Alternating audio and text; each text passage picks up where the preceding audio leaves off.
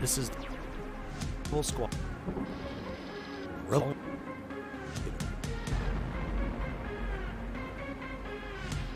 You. Oh. Gentle arm. Me.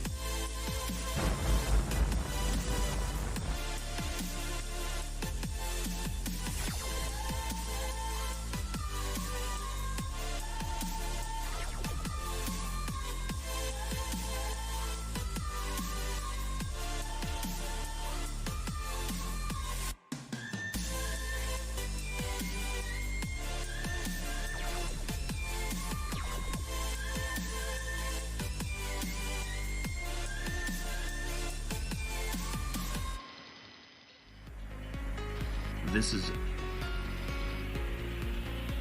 full squad.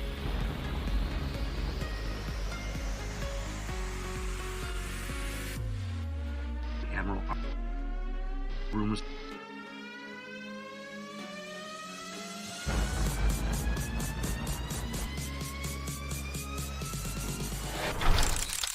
Hey, yeah, go ahead and kick it on over Gearbox. Who Doggy? Hey, welcome back to the House of G. Who Doggy? It is that time of week. It is Monday. Let's see if we can kick off this week with a little bit of fun and whatnot. You know, really get things going on a little bit of a lighter foot. Mondays, yeah, gotta love Mondays. They're always something. Mondays, why do Mondays have to exist? It's just a fact of life. That's what it is here. So boom, check like that. Yeah, so let's go ahead and have some fun here. Maybe kind of lighten things up a little bit. Get this week off going right. And yeah, wake the freak up, derp. We got a potato to burn there. So yeah, if you're new to the House of G, what I do here primarily just talking about geek stuff. This is the House of G, home of the original geek, the original gamer. I've been a geek since I was a kid. I was a geek before being a geek was cool, before being a geek was mainstream. When being a geek meant being a geek, it meant being an outsider. And you didn't advertise your geek status. You didn't get rich and famous off of being a geek. Let's put it that way. Boom chakalaka. And yeah, that's my geek cred right there. If anybody's wondering, and I just have fun with this stuff. I do. It's a blast. It's seen me through some dark times, no doubt about that. And it's all about escapism. There's nothing wrong with a little bit of escapism, as long as you don't get lost in it, don't get detached from reality. That's a whole nother issue right there. It's got nothing to do with pop culture in and of itself. That's something else. But hey, and everybody's got their vice, whatnot. Everybody's got whatever. Primarily, it's about having fun, just having a little bit of fun, kicking back, relaxing, having a good time, making friends through it and whatnot. There are entire communities that pop up around this stuff, and that's what I grew up with. Just we didn't have the internet back then, not like we have today. You'd have forums and whatnot, but most people they didn't really do a whole lot on forums. Let's put it that way. So when you were a geek back in the day, you had your close-knit group of friends that were also geeks, and you'd get together after school or whatever, hang out at each other's houses, you bring out the games, the comic books, whatever, and that was it. It was a completely different world, I'm gonna tell you. Different place, different experience. I miss it personally. I miss it. I miss that old school stuff. It's just not the same. You get the internet, and more people than ever are connected. I'm telling you right now, something's been lost in translation. And that's one of the reasons why I'm doing this. Just trying to put the geek back in the just put the fun back into it. The way old school style, the way we did it back in the day. The original geeks, the original gamers. It's not like these kids today. Let me tell you. Boom shakalaka. And so I hope you're having a good Monday there, a good start to your week. Hope you had a great weekend. I had some fun. My main channel. Well, I got a lot of stuff going on over there, and yeah, if you're interested, it's entertainment through gaming. So if you're interested in checking it out, the name of the channel is Rebel Squadron. And also, if you're new to the channel, the name of this channel was originally Rebel Rant, and I'm finally making a transition into officially the House of G. As you can see, I got my new snazzy little 3D symbol, the graphic avatar thingy right up here that you would not believe it, I made that myself. I'm actually pretty proud of that. And yeah, finally officially making the switch. So we're officially the House of G now. Boom shakalaka. I'm actually pretty excited about that. This channel is my side channel. I do love doing this. I enjoy doing this, but this is not what I started off to do. It kind of sprouted out organically from my main channel and out of necessity. So I do enjoy doing this, but my main channel is my main priority. Got a lot of stuff going on there, and especially right now, I got some technical difficulties going on with my editing software. Oh my gosh, I'm not even getting started. So I'm just like I'm pretty swamped right now. I'm doing as much as I can with this channel as is humanly possible under the circumstances.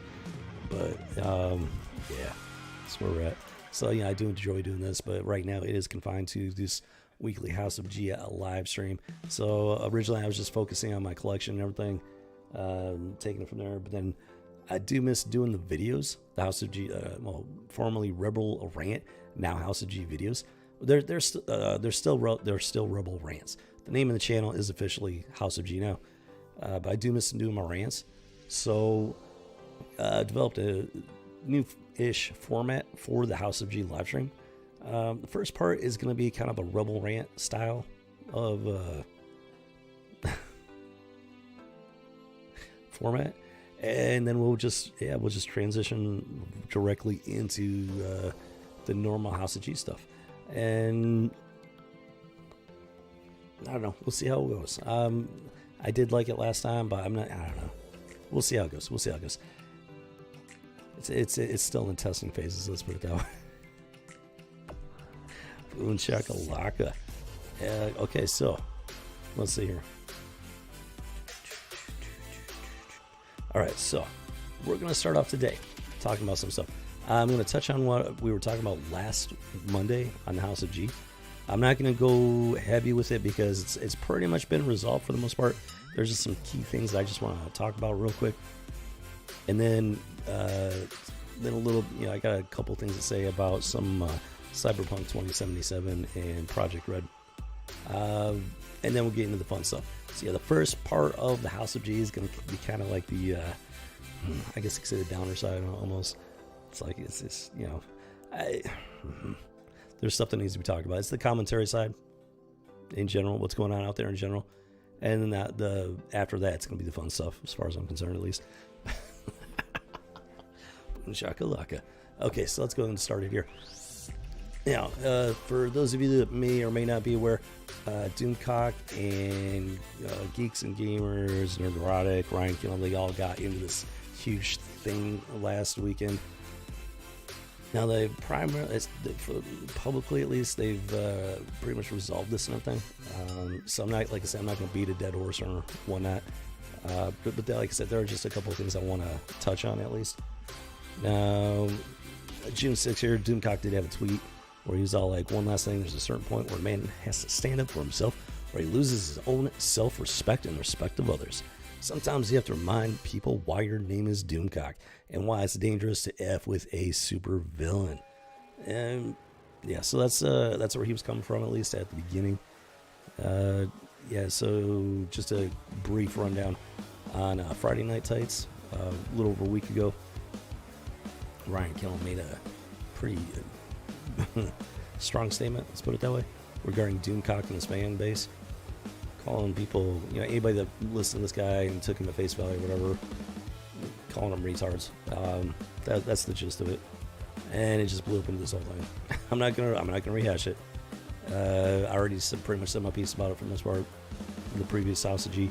Like I said, it has primarily been resolved, and there are a couple points I want to touch on regarding all of that, and so I'm gonna try and make this part as quick as possible. So, let's see here. Yeah, so Ryan Kendall had something to say. Doomcock wasn't too worried about what Ryan had to say there. And I will be leaving links down below. Probably after the stream, I'll go and put them down there. So if you want to check this stuff out directly, I'm not sure how well you can see it on the Holo monitor here, but yeah, it'll be down below for you to peruse at your leisure. Let's put it that way. And then something interesting happened here during the whole thing. Doomcock went on to he started making some posts saying, I just want to say I do not blame D-Day Cobra for any of this. Jeremy is a good man. Ryan being his guy wasn't his place to say anything. I don't agree with that. I don't know how much I'm going to be dwelling on that point, but I'm just going to say I don't agree with that. If you work for me, if you're connected by my brand and everything, and you represent my brand, you better believe I'm going to say something if you're doing something that's putting my name on brand in a bad light. Let's just leave it at that for the time being, at least. Now, and it's just kind of strange. It's kind of strange. He makes this very strong statement about standing up for himself and his fan base and whatnot. And his big thing is, without respect, we reject. And usually he's talking about mainstream Hollywood when he makes this statement and everything. Lucasfilm, Star Wars, Disney. I don't know, you freaking name it. I mean, everything. Hollywood's just gone off the deep end. Yeah, but I agree with this 100%. Without respect, we reject. I believe that's respect matters. If you without respect, it's just, oh my gosh, I'm not even gonna go down that rabbit hole. That's a dark and dangerous rabbit hole. Let's put it that way. And but just the short of it is, somebody doesn't respect you, that's a problem, one way or the other. I mean, it could mean that you need to do some soul searching and introspection, but also could mean that it doesn't automatically mean that you're on the wrong there. If somebody doesn't respect you, that could be a problem on their end. It depends on context and situations and whatnot, but in these cases, without respect, we reject. Yeah, I'm not. If you don't respect me, I'm not giving you my money. Let's put it that way. That's in this context. That's how we're gonna put that. So, at least that's how I'm gonna put it. I don't claim to speak for anybody else. I just speak for me, the House of G. So, just making sure that's clear. I'm not speaking for Doomcock. I'm not speaking for D-Day Cobra. I'm not speaking for Brian Kendall or anybody else. And these are just my thoughts. As scatterbrained as they can be sometimes. And then, so during the Friday Night Tights, it was live during the FNT. Made those comments. Nobody in the Geeks and Gamer camp said a word. It was the guys in EFAP. They're the only ones that said it, except for Heel versus Babyface. He did say something, and he was kind of like he wasn't like direct about it. It was, but he did say something. The message was very clearly like, "What are you doing, right?" He's the only one. The only one. Everybody else, not a word. Live on the FNT. It was shocking to say the least. Very surprising. It seemed to come out of nowhere from Ryan. Like nobody, they were all making it. Like I'm not going to get into it again. If you want to know what's going on, you can check out the start of my last House of G. It's all there. If you're not up to speed on it, at least. Let's see here. And then it's just weird though, because he says that about without respect we reject, but then I hate to say it, I really did, but it's right here. I mean, I can only go off of what I'm seeing with my own two eyes on his Twitter. I mean, he's basically groveling to D-Day Cobra. I just find that very disturbing, especially from somebody that's taking such a strong stance when it comes to respecting him, his channel, his fan base. But then he's like turning around, he's groveling to D-Day Cobra. It's no less odd now than it was a week and a half ago. And let's see here.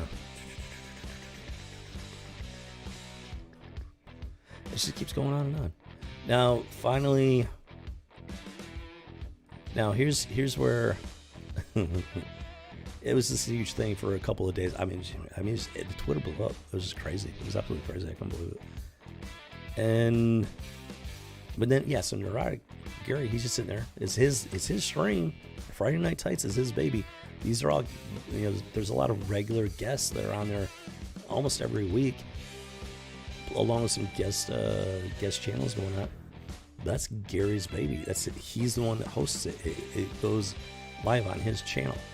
So ultimately, he is the owner of the entire show, Friday Night Tights. Hey there, Remy. How you doing there? Happy Monday.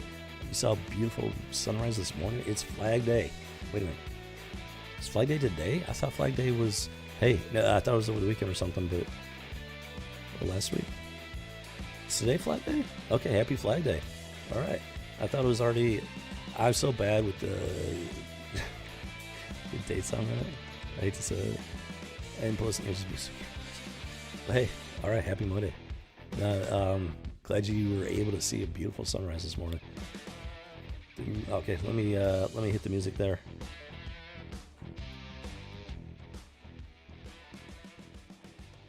Boom, check it out. Okay.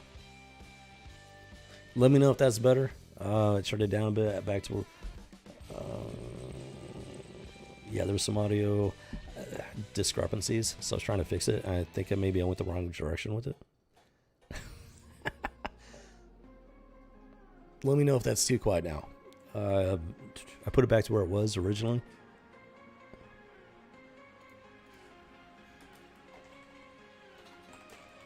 And I appreciate you saying something there, Remy. That's the thing about audio. There's no way for me to know. I got copy that much better on the tunable views.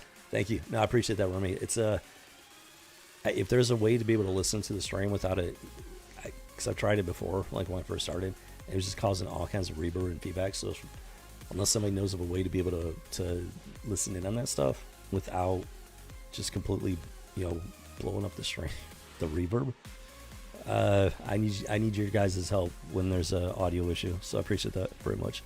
Thank you, Remy. Doggy. No, it's good to see you there. It's good to see you. Oh, just FYI, I finally watched Metropolis over the weekend. Oh my lord, I can't believe that. First of all, I can't believe that movie was made in the 1920s.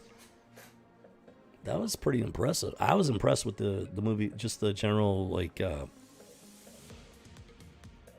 production of the movie and everything. Like that was wow. But then the movie itself was just kind of crazy. Like I was surprised. And it was actually a pretty good movie. Oh yeah. No, yeah. It was. I appreciate you. I appreciate you finding that link for me and stuff. It was definitely worth the watch. Definitely a good recommendation. I appreciate that. Thank you. And after I get done with this, I might actually. Masonic, yeah, it's the same as Charles Masonic. It was trippy, to say the least. You know, I might actually do, like, on one of the House of G's coming up, I'm thinking of going ahead and talking about Metropolis, because there was some interesting stuff in there, and it's too much to talk about right now because I've already got the stream planned out. But I think I will be talking about Metropolis here coming up, and it just depends on what all is going on. But I might try and do that next Monday. Because that was a surprising movie. Holy cow! I mean, it was the 1970s, but it played so much like a fairly modern movie. Like, I mean, yeah, the special effects, you could tell they were from a long time. It was almost like 100 years old. Jimmy Cricket. No, yeah. I appreciate. Yeah. We'll do that. We'll definitely do that. I'll try to make it for next Monday. We'll talk about it. But yeah, I appreciate the recommendation there. That was a good one. Okay, let's get back into it here. Yeah, it's so easy to get caught on a tangent. 1938? Because what I saw was like 1920s. When I was looking it up and stuff, I could have sworn they said 1920s. I don't know. I'll double check on the dates and everything and find out. Because the copy is I think it might have been the same link you sent me that I ended up watching. They found like the film in Argentina of all places, and I don't know, the 1920s were thrown around, but I mean, I don't know. I'll double check on that, do some research on that to see if we can find 1927. That sounds right. 1927 sounds right. Yeah. So, I mean, it's just crazy to think it's almost 100 years old. I mean, it's just incredible. No, yeah, we'll definitely be going over Metropolis here. That was a crazy movie, Jimmy Cricket, from almost 100 years ago. Oh, what's going on here? Hold on. Slight snafu here. Gearbox, come on, man. I need you. This is part of your responsibilities there, Gearbox. Let me just inch over here. Just got inch over a little bit more. Not too far. I don't know what happened here. Something. Ugh. Come on. Go. A little bit farther. There we go. Okay, I think we're good. Okay. Boom shakalaka. Ready with something new for today. Just some pop culture madness, the usual stuff, and then still going through my comic book collection. So we're gonna keep continuing with X-Men 2099. Actually, it's several of those issues, Jimmy Cricket. So yeah, I already talked about this stuff last week Monday. I'm not rehashing what I talked about last week, but there were some developments. Primarily, it's been resolved, but there was some stuff that I wanted to comment on regarding it. And this is Doomcock versus Ryan Kendall and Geeks and Gamers, and like Nerd Erotic was part of it. It all happened on his stream, Friday Night Tyson and everything. So I'm just touching on it real quick, and then before moving on, at least as quickly as possible. Always try to make it quick, and then just like I said, it's very easy to slide off on a tangent or something like that. Man, those rabbit holes, you'll step right in them. You don't see it coming, and boom, like Alice in Wonderland, you're just falling down this rabbit hole. It's boom shakalaka. So yeah, it was just weird. It was just kind of weird. There were some odd things about the situation. So yeah, it's been resolved from publicly at least. Ryan Kendall offered an apology, and I'll be touching on that here. There's some weird stuff like Doomcock. it was just weird because he was like groveling, almost like groveling towards D-Day Cobra, chirping. It's just kind of weird. Let me explain. I'll show you some things. So yeah, all this stuff went down on Twitter.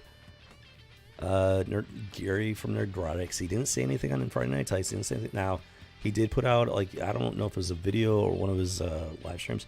He did put out something like he's very busy. Like, I get that. Okay, he's very busy. So when Doomcock said that he tried to contact Nerdrotic, I don't know if he tried to contact him outside of Twitter or exclusively through Twitter.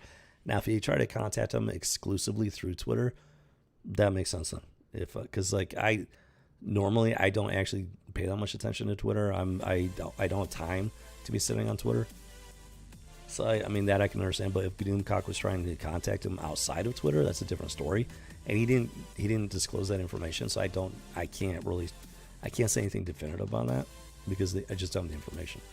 And so there was some definitely some communication snafus at best. And then right here again, Doomcock is saying, I just want to say, please don't blame D-Day Cobra, G&G. I'm sorry, but Ryan Kendall is part of G&G, and this is on Friday Night Tights, which is heavily, Nerd Rocks, G&G, stuff like that. So they had a responsibility to say something to him right then and there. On top of everything, I've had a week and a half to be able to process everything and actually really consider what happened. And I'm sorry, but Ryan Kendall being part of G&G on an official G&G type of live stream hosted by Nerdrotics, every single one of them had a responsibility to respond to it. The guys from EFAP did respond to it. Heels versus Babyface was the only one from the G&G group to actually say something to Ryan, not like directly like, hey, what are you doing? But he did say something that very clearly was like implying, hey, what are you doing, Ryan? What are you doing? Heel versus Babyface, Az was the only one from the G&G camp. But the only other people that said anything was EFAP. One of the guys, I don't remember which one, he openly said, hey, do you got a beef with Dunecock? He's the only one that was like direct about it. That's a problem for me, folks. I'm sorry. That is a problem for me. But then so Doomcock is sitting here. I don't blame him. I do blame him. And for the reasons I just stated. So this is, I'm just touching on this. Like I said, the beef between Doomcock and Ryan has been settled primarily, from publicly at least. But there's some stuff that needs to be touched on. And then it's pretty much for the most part back to business as usual. And let's see here. So let's go ahead and take a look at Ryan Kendall's apology.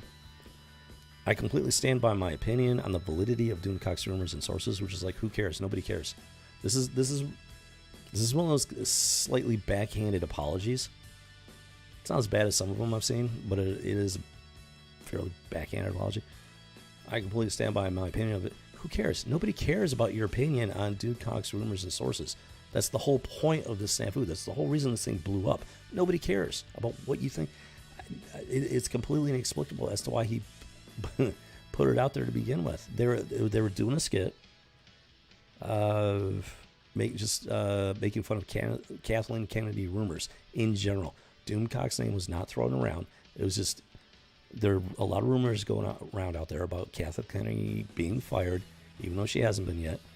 So it's like they were treating it like sightings of Bigfoot. Personally, I found the skit to be amusing. I didn't watch, the only reason I watched it is because this whole thing blew up and I wanted to see it for myself. The skit itself was pretty amusing.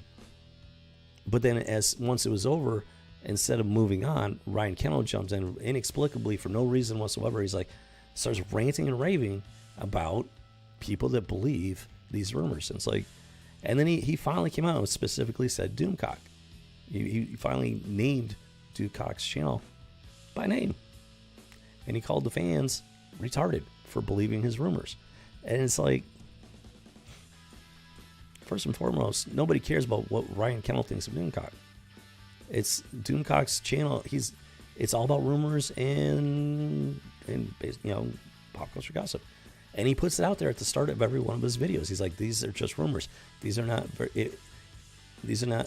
facts that I can prove. These are rumors. He has sources within the industry. I don't know how he came by the sources. He knows people's in his life. He's made these connections and whatnot. And there have been a lot of times when he's been absolutely correct on stuff. I've been following him for a while, and his rumors are not always wrong. A lot of the stuff that he's put out there has come to pass.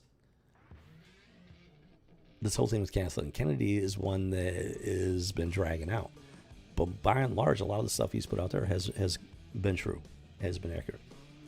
So for Ryan to sit here and say this about him is just inexplicable at best. So clearly, Ryan's had a problem with Doomcock for a while. It's like, whatever, nobody cares. If you got a problem with this guy, nobody cares. Like, it's because it's not where if Doomcock was being a hypocrite about it, that'd be one thing. But Doomcock is very upfront and honest about where this information has come from. And that's why Ryan is in the wrong here, as far as I'm concerned. Because Doomcock's honest about it. He's upfront. That's why I do like watching this stuff. Because he's not like mincing words. He's not like he just puts it out there. For some inexplicable reason, Ryan takes it personally. And the one guy from EFAB was like, "Hey, do you got a beef with Doomcock?" Everybody was surprised by it, by his outburst. Well, on the EFAB side at least, and as from versus Babyface, the rest of the guys, Jeremy and Gary didn't even say a word. Part of me is wondering if this was all planned out to some extent. But I don't know. That's just speculation on my part. Don't take that as fact, or I'm not saying that's what happened. I'm just speculating, like Doomcock likes to do with his sources. And I'm speculating off of what's out here on the public forum. So, boom shakalaka. So let's continue. So for the fans who felt I was attacking you for supporting someone, I apologize. That's not an apology. I'm sorry. For the fans who felt I was attacking, no. That he's not apologizing for what he said. He's apologizing for the way you feel about it. He's not apologizing for, process what I just said. He's not apologizing for what he said. He's apologizing for how you felt about it. That's not an apology, folks. Okay, this is I've seen apologies like this so many times, and it's become so common that I don't think people realize what these people are saying. The fact that they're saying I apologize. Oh well, he apologized. Okay, everything's good. They're not paying attention to the rest. They're not processing the rest of what's being said. For the fans who felt I was attacking you for supporting someone, I apologize. He's not apologizing for calling people retards. See, this is why I've unsubscribed from Nerdreddit, Geeks and Gamers, D-Day. I unsubscribed from D-Day Cover a while ago.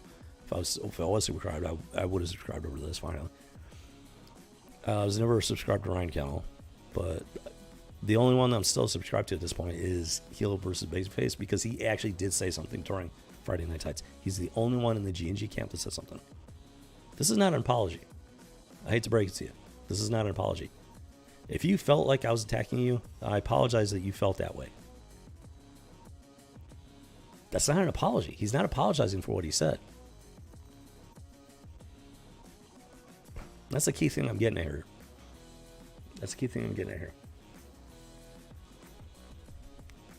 If you felt like I was attacking you, I apologize for the way you felt. I apologize you feel like I was attacking you. Even though I was. I called you a retard. And I apologize for the fact that you feel like I was attacking you. That's not an apology. Here's what an apology sounds like, folks. I apologize for calling you a retard. That is an apology. I apologize for you feeling like I attacked you. That is not an apology. Literally, so many times I have people say, "I'm sorry you feel that way." That is not an apology. That is a backhanded, thinly veiled slap to the face. I apologize that you feel offended. I apologize that you feel... No. They're not apologizing for their words or actions. They're apologizing for the way you feel. And I see it all the time. And I'm starting to think people don't realize what's going on with that. Because everybody's taking this the way that he wants everybody to take it. The people have accepted it as an apology, and it's not. This is not an apology, folks. I'm not coming down just on Ryan Kendall for this because, like I said, I see this all the time. It's become very commonplace in society. We're talking outside of pop culture and everything. I've seen it in the workplace, coworkers, stuff like that, friends, family. It doesn't matter. This is it's a non-apology apology. It's become very commonplace in society in general. So in that regard, I'm not coming down just on Ryan for it because this isn't the first time that somebody has given a non-apology apology. It's a very common thing. I'm just pointing out in this situation, this is not an apology. It is a non-apology apology. And everybody has swallowed it whole. Without chewing on it, without thinking about it, they just, they see the words. They see the words, I apologize. And that's all they see. That's all they see. They don't take the time to read the entire statement.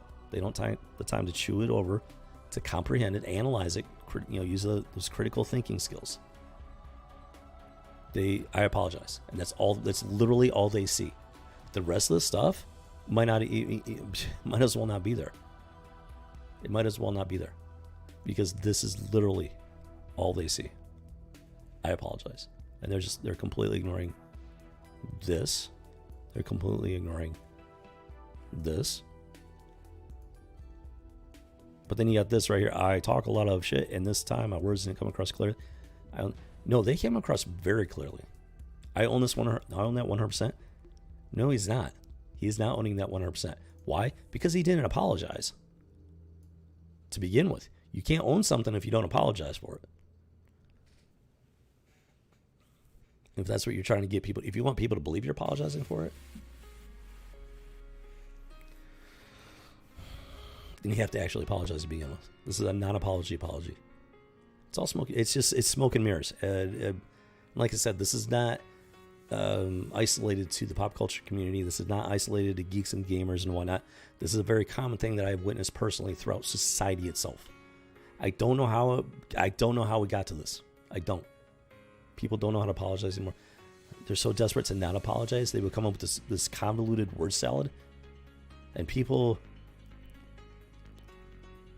are so willing, and this is human nature. People want to see the best in people. It's that good natured side of humanity to take it at face value. Problem being, if you take it at face value, like sincerely, honestly take it at face value, you realize it's not an apology. But people, they just, I'm not coming down on them for it. Like I said, it's human nature. You want to see the best in people. I'm the same way. But I'm experienced enough, old enough, wise enough at this point at this stage of my life. I see it for what it is. It's just yeah. This isn't an apology. It's not. It's a slap in the face. Is what it is. And that's why I'm done with this whole group. I'm done with all of them. I'm currently subscribed to Healverse. Oh, you know what? There was one thing. So we're not quite. So yeah, the only one I'm subscribed to at this point is Heal versus Babyface. I'm going to be touching on another point here that I just remembered. But before I do that, let's continue here. Okay, so we've got this particular tweet. I just want to say, please do not. Yeah, this is Doomcock. I do not blame D-Day Cobra GNG for any of this. Jeremy's a good band. I understand why things went down the way they did. Blah blah blah. He's like simping so hard for Jeremy from D-Day Cobra. I don't understand. When I first saw this, it was very confusing, and it's like somebody in the last stream, somebody new to the channel. Who was it? I don't remember who it was. They put out information stating that D-Day Cobra knows who Doomcock is, his real name, his real identity, stuff like that. That was alarming. If that information is true, and I believe it's possible, absolutely possible. Jeremy knows who Doomcock really is. And keep something in mind, folks. In this business, anonymity is a shield. It protects you. There's a reason why I'm trying to maintain my anonymity for as long as possible. My information is going to get out there at some point because there are some very messed up, nasty people on the internet. At some point, my information is going to get out there, but I'm going to keep it as anonymous as I possibly humanly can until that day comes. When it comes, I will deal with it and I will face it head on.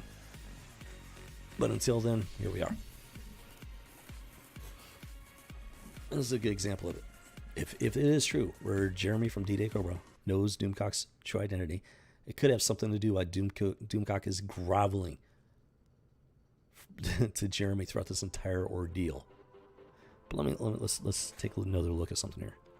So looking at this, boom, boom, boom, lots of comments. Everybody's got something to say, obviously. Then I got somebody, Jeffrey Piat.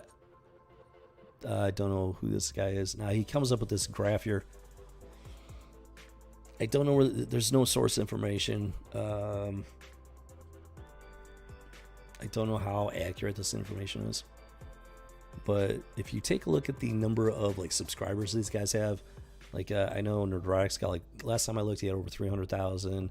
The Cording's got like over 1 million subs. Geeks and Gamers is up there. I'm pretty sure. I'm not exactly sure where.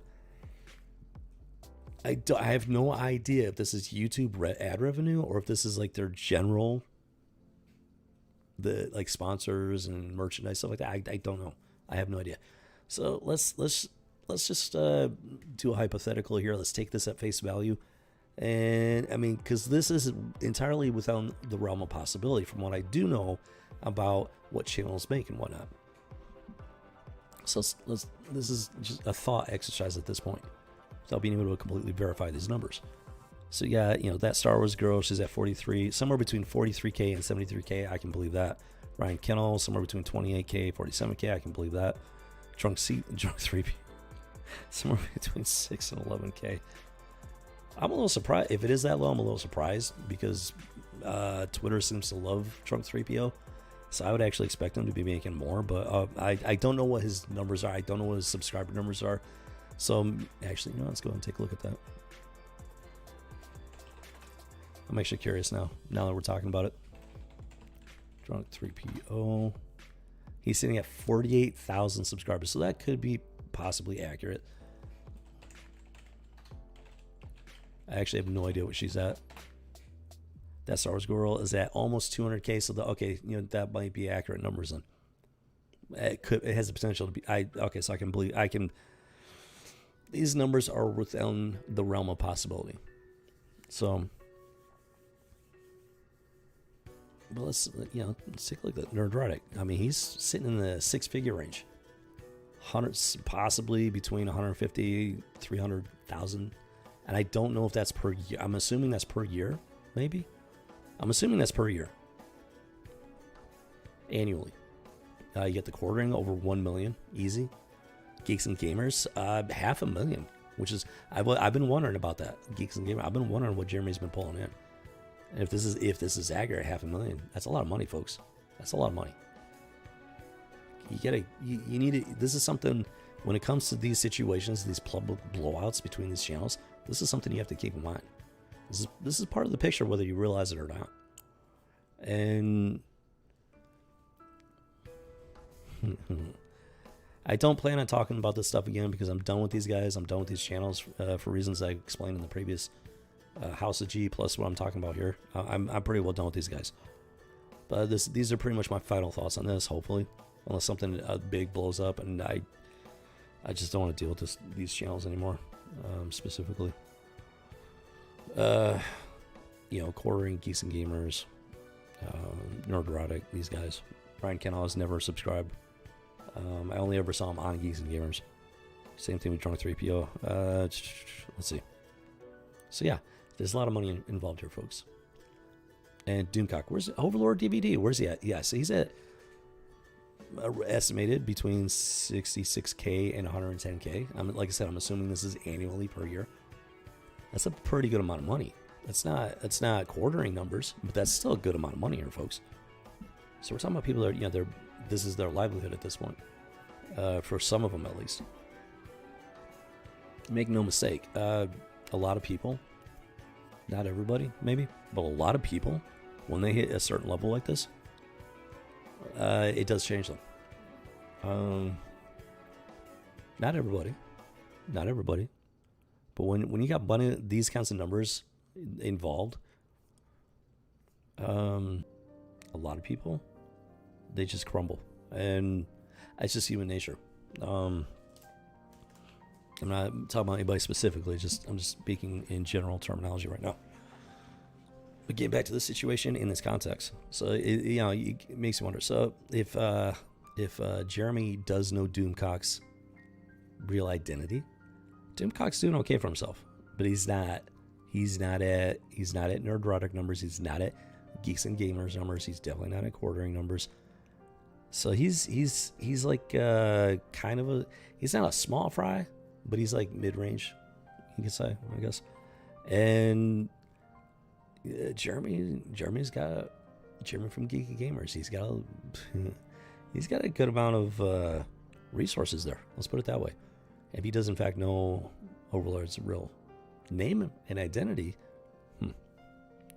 raises some questions. I'm not really making any direct statements because I don't have any information in that regard. It raises some questions. So you got to take all this stuff in account when you're looking at this situation.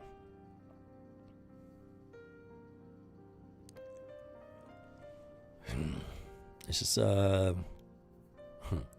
raises, like I said, it raises a lot of questions. Now, I'm not saying these people aren't fans of these properties and whatnot.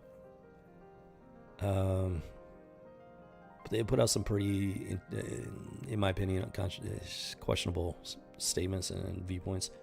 The point here's, let me get to this point. These folks, these channels have made a name for themselves, and as you can see, they've made a lot of money here, folks. Making videos, doing live streams, talking about the woke agenda. Get woke, go broke. These channels, they established the Phantom Menace, and then they disowned the Phantom Menace once they hit these numbers. They established something, they made their name, made their fortune, and then they ditched that which they were created. That they created directly. And you know, they made a name for themselves, they made money making fun of the woke agenda. But then they turn around and they support the very ideologies that created the woke agenda. When it comes to woke agenda, it's directly in response to feminism and homosexuality. I'm putting it out there. I'm not going to mince words. I'm not going to sugarcoat it. I'm not going to sit here and tell you what you want to hear in order to get likes and views and subs. I'm just saying the facts. Plain and simple. May not be popular facts, but they are the facts. The woke agenda is comprised of feminism and homosexuality. If you don't believe me, then you're not paying attention, because these guys talk about it all the time. Now, they have a special word for it. Intersectional feminism and all this other nonsense. But the whole woke thing involves race swapping, gender swapping. Yeah, and then, you know, there's okay, so feminism, homosexuality, and race. I don't know what the freaking term is for the race stuff. I'm sure there's a term for it. They got freaking terms for everything nowadays. It involves feminism, homosexuality, and race. You get gender swapping, race swapping, orientation swapping. Like the original Green Lantern, Alan Scott, they turned him into one of the alphabet people, which is the final straw. That was the final straw for me back in 2012. That was when I was like, enough of comic books. Stop spending my money on it. I exited the comic book community at that point, 2012. Still a comic book fan of the real stuff, the original stuff, the original IPs, the original comic books, characters, and all that stuff. The modern crap, I don't want anything to do with. And that's why, because Thor. They're turning Thor. They've turned Thor into a woman. They're turning Captain America into a woman. They're turning all these male characters, especially the white male characters, they're turning them into women and homosexuals. So that is, by definition, feminism and homosexuality combined into the woke agenda. So these channels, the point I'm trying to make, these channels have made a name for themselves. They made a lot of freaking money. I'm going to be leaving links down below after the stream's over. I'm going to be leaving links so you can check it out for yourself, because I don't know how well you can see it. They made a lot of money, folks. Look at this. Look at these numbers. We're talking millions of dollars combined. Millions of dollars. Making fun of the woke agenda. But then they turn around and they promote feminism and homosexuality, which comprises the woke agenda. There's a word for that, folks. It's called hypocrisy. And the only reason I'm talking about it is because of this right here. They made money off of it. Okay, there's a word for people like that who have a very obscure sense of values. Like, you don't know what they really believe, because they're literally talking out both sides of their mouths. They're straddling the fence. And there's a lot of money involved here, folks. And that makes it, oh, that is the only, that's why I'm talking about it. Normally I wouldn't care. It's like hypocrites. I don't waste time on hypocrites, period, end of story. But when I gave money to these guys, I was getting involved in these channels. I was, the live streams, Friday Night Tights. I used to love Friday Night Tights. I was doing the super chats. And then, but the deeper I got into that part of the community, the more these guys were just straddling. I realized these guys were straddling the fence, talking out of both sides of their mouths. So I pulled back. And I stopped being active in it. I kept an eye on it in the background. I stood in the background, back of the crowd, watching, paying attention. And the more I saw, the more I learned, the less happy I was about it. Now it's like, even if these numbers aren't 100% accurate, let's say these numbers are a little bit less than what are presented here. I mean, it's still a lot of money. And it kind of clarifies some of the stuff that's going on, of what I'm talking about.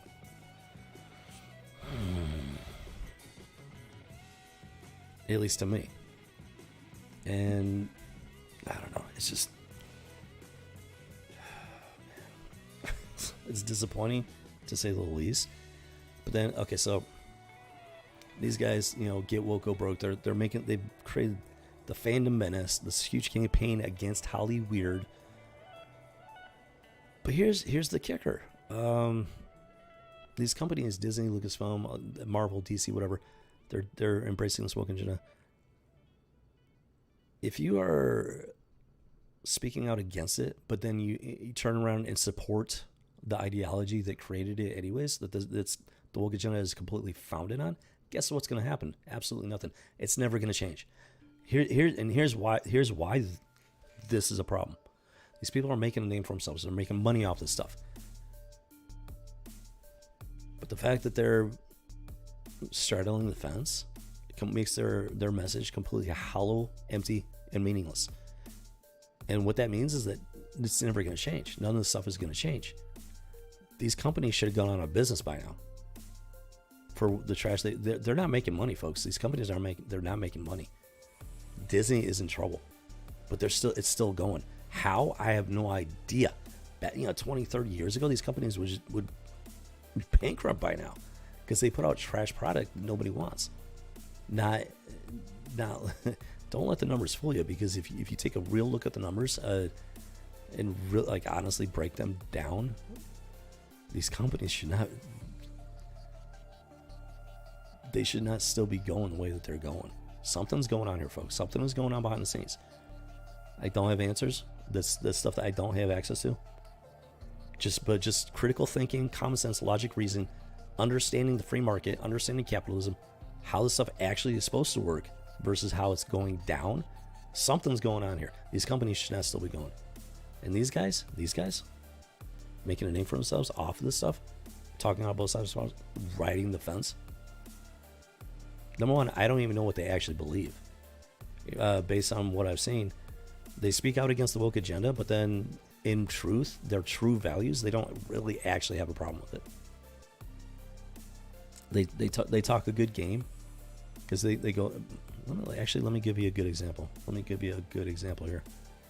Let me find them here. They talk against the woke agenda. Against the woke agenda. Wait a minute. Wait a minute. Is that the right one? Oh, no. Oh, you know what? Yep. Hold on. What was this one? Yeah, they speak out against the woke agenda. They speak out against the woke agenda, which is comprised of, primarily, feminism, homosexuality, and race, minority type stuff, whatever. Those three things, the trifecta.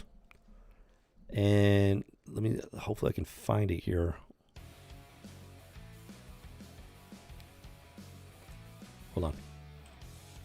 Come on. Hold on. I think this is maybe. Hold on. Nope. Dang it. Where is it? Where is it? Son of a biscuit. No. Hold on. I forgot about this. I was not ready for it. Biscuits and gravy. Where are you at? Where are you at? I mean, it's right there in your face.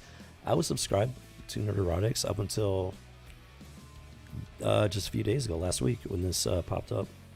Checked one of it. It might have. Buggers. I completely forgot about this.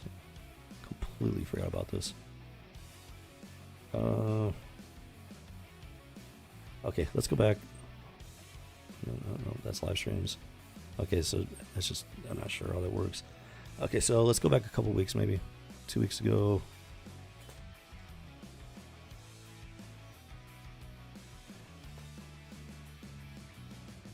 Okay, maybe it was a live stream. I could have sworn it was, maybe it was the other channel then, because I saw it with my own two eyes. It was like the very start of it, so maybe it was a live stream then from the other channel. Maybe.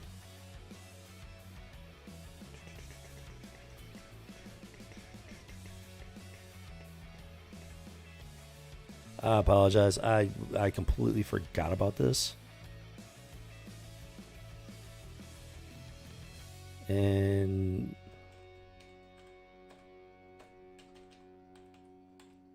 no, it's not it. Son of a biscuit, man.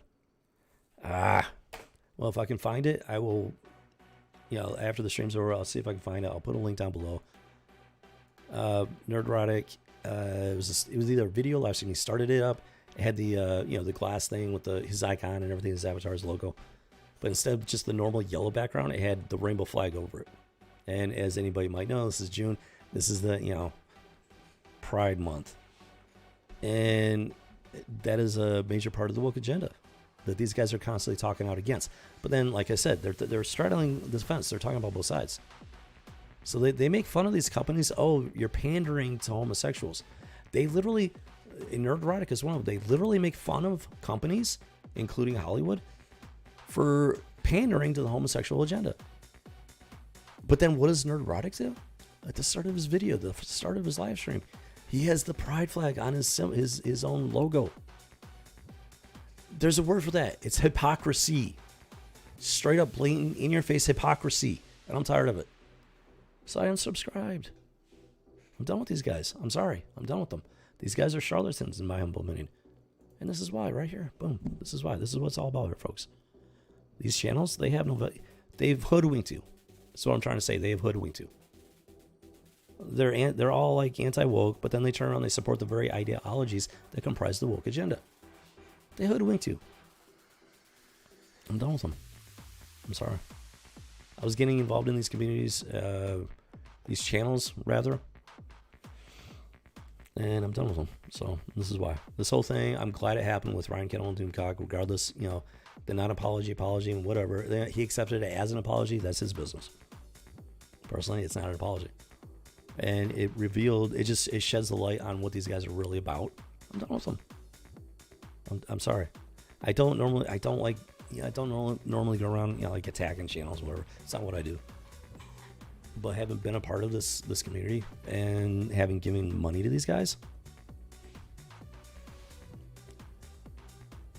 I've got to at least get my 2 cents in, and that's what I'm doing. That's why I don't want to talk about this again after this. I'm just pretty well done with these guys. So there's not really anything to talk about after this. I'm just putting it out there. Anybody watching this, they can take it for however they want to take it. They can take it. I don't care. That's your business. You've got your own. You've got to mind your own. You got the right to make your own opinions and whatnot. I'm just putting my 2 cents out there. Take it as you will. This is where I stand. I just can't with those. I've seen stuff like this so many times in my life, and it's gotten worse and worse and worse. As I've lost careers over garbage like this. This kind of wishy-washing, straddling both sides of the fence, hypocritical nonsense. I've lost careers over it. For taking a stand, for what I believe in, for what's right, what's true, what's just, for having values and standing by them. These guys, as far as I can tell, they don't have any values. It's literally, they're just,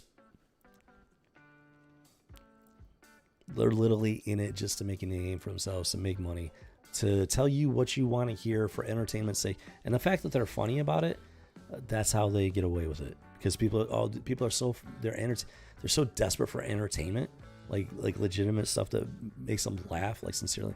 And that's why I was getting involved with these guys. They were funny. The Friday Night Tights used to crack me up. I used to love it. But then they started getting more and more into the feminist, homosexual stuff, especially the homosexual stuff. And that's when I started questioning it, and I finally realized that there was a problem. And why I'm no longer a part of it. Because they're as far as I'm concerned, they're charlatans. They're doing it. They're not, their channels don't exist because they truly care about that stuff. It's because of that right there. That's what it's, maybe in the beginning it was something else. I don't know. But this is what it's turned into. And that is, that's pretty much the entire story of Hollywood right there in a nutshell. I will never be that. I don't expect this channel to ever take off. I don't expect YouTube to ever allow it to take off. Even if it did, I mean, that's just not me. That will never be me. I've lost careers in the past for standing up, for doing the right thing, for what I believe is right, for holding strong to my morals and values. And I will continue to do that to the day I die. No matter how big this channel may or may not get. I don't expect it to ever get big anyways. But if it does.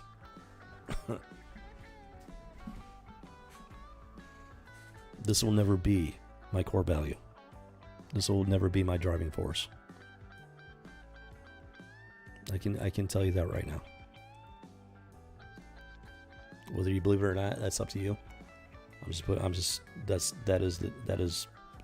being 100% honest about it. I can say that with 100% confidence because I've already been in that situation. I have already been in those situations in my career and my life. I've stood my ground based on my values, and I lost everything. I've done it before, and I will do it again. To the day I die. And that's why I can say these things right now. Without fear of becoming these guys. Because I know that I won't. I know from my own personal experience, I will never be these guys. I say what I say because I believe it. I say what I say because I am a fan. I am the original geek and the original gamer. I was a geek before being a geek was popular, before it was mainstream, before anybody knew what a geek was. When people said, "Oh, you're a geek," and they would laugh at you. Oh, ha, ha, ha, ha, ha. When they looked down on geeks. Being a geek wasn't cool, folks. It wasn't cool. It wasn't mainstream. You did not make this kind of money being a geek back in the day. That's another reason why this pisses me off so much. They're taking advantage of people like me and you. Making a name for themselves, making money. Talking out of both sides of their mouths, riding the fence. As far as I'm concerned, that is the definition of a sellout.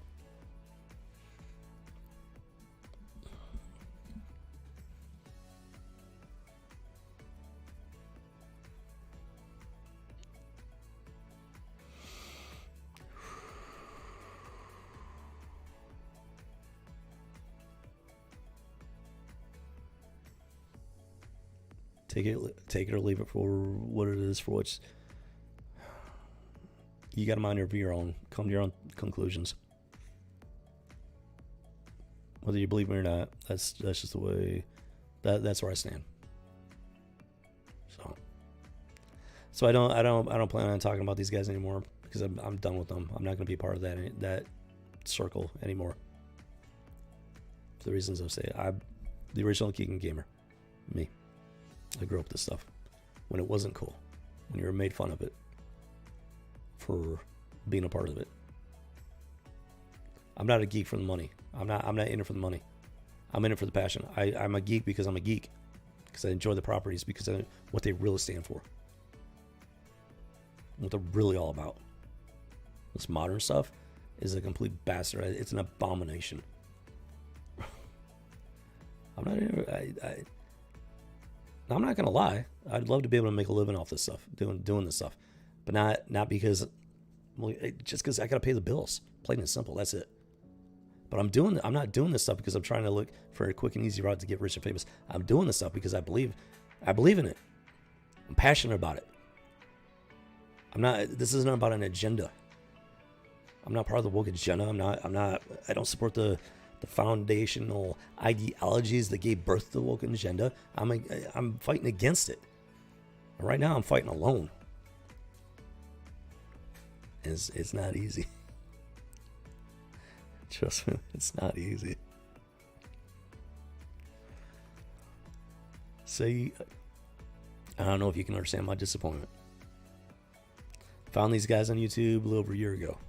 I was excited. I was like, wow, I can't believe it. There's a whole community on YouTube fighting the good fight. Fighting the good fight. Fighting for pop culture. Fighting for the geekdom. Fighting for modern myths, the comic books and whatnot. So I was excited. I got into it. I gave them my money.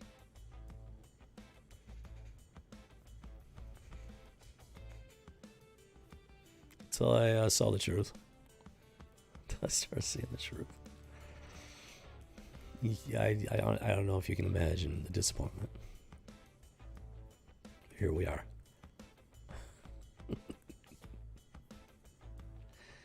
I just, oh my Lord. I don't know. I don't even know what else to say about it, because what more can I say about it without beating the dead horse at this point? I mean, I started this stuff off to have fun. That was my driving goal, was to have fun. I've been a geek my entire life, but make no mistake, folks, I've lived a life. I've lived a couple of lifetimes in the years that I've been alive. Served in the military. Dedicated 10 years of my life to biology, science, and medicine. Okay, I've been out there. I've lived my life more than once. And I'm coming back around to my roots as a child. And this stuff helped me grow into adulthood. I took away stores, morals, values. It wasn't my faith is my foundation. And I'm not gonna beat people over the head with it. My faith was my foundation. But the stuff, the geek stuff, whether you believe it or not, whether you want to accept this as a fact or not, it is a fact. A lot of stuff is founded on faith. Just look at Kingdom Come from DC back in the day. That would never be made today. They would never create that story today. Kingdom Come. It would never happen. Why? Because the foundation of the entire thing is faith-based. It would never happen today. So yeah, there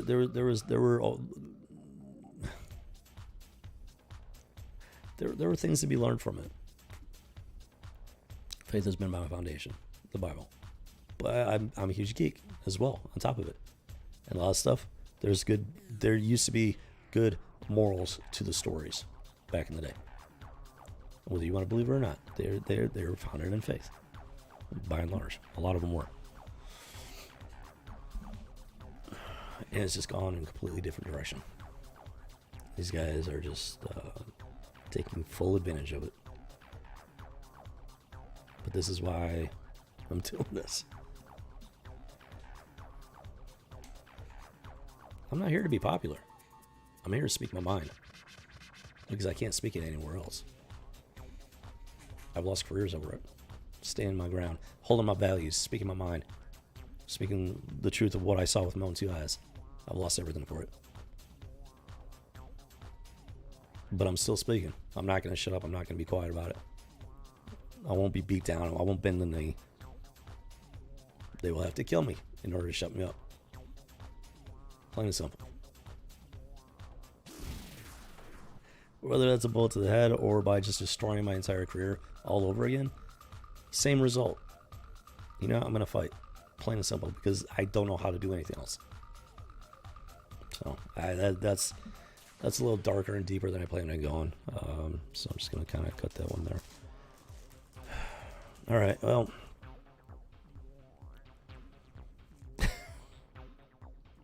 hopefully what I've been saying is making sense. I think that's pretty much. I don't know if there's anything else left to say. So it's time for the House of G to take its own path. I'm done with these guys. I'm gonna striking out on my own 100%. I don't want anything else to do with these guys. For all the reasons that I've talked about in the last 25 minutes. It's only been 25 minutes. I feel like I've been speaking for over an hour. It's only been 25 minutes. Time is Albert Einstein is right. Time is relative. Jimmy Cricket. It's only been 25 minutes. That's how deep I got into this, and I was not expecting that. But yeah, so it's time for the House of G to strike out on its own. If you come along for the ride, I thank you. If you don't, that's fine. You don't have to. That is your decision to make. Make no mistake, if you come along for this ride, I'm not going to blow smoke up your skirt. I'm not going to bait and switch you. I'm not going to be a hypocrite. Plain and simple. Make no mistake, I'm the original geek. I am not doing this to be popular. I'm not here to say what you want to hear. I'm here to speak my mind. To give in my 2 cents. Plain and simple. My own dad told me once that I had a honest streak a mile wide. Never, I didn't understand. I was young. I was 12, 13. I didn't understand it then. I understand it now. And the crazy thing is, he almost made it sound like it was a bad thing. I didn't understand that. I didn't see it as a bad thing. This is kind of weird. It's a weird statement to make. I don't think that's what he was necessarily. I don't know. It was just a weird statement, Mike. But like I said, I have a better understanding of it now. And at this point in my life, I'm proud of it. I don't apologize for it. I will not compromise that aspect of who I am. Not for all the money in the world. So, yeah, so the Rebel Rant has officially transitioned into the House of G. So this has been a pretty fitting start to the stream, if you ask me. This has been a transitional 28 minutes for me. Wow. The House of G has been full of surprises for me, let me tell you. Hopefully for you too, but for me personally, it's been full of surprises. Stuff I never saw coming. Here we are. This is one of them. Wow. Yeah. Bye, guys. I wish you all the best of luck, because you're going to need it. The Zack Snyder thing, oh my gosh. I'm not even going to go down back into that. That's just one of the pieces of the puzzle. It's just been a series of events and stuff, and culminating in this. So you guys, yeah, I wish you the best of luck, because you are definitely going to need it. That, as far as I'm concerned, they're chasing after fool's gold. More power to them. The simple fact is that at the end of the day, I have to be able to sleep at night. I've got medical sleeping issues. So it just makes it all the more important that I can go to bed with a clear conscience, so that I can sleep at night. For my own health. If nothing else. I have to be able to look myself in the mirror. That matters to me.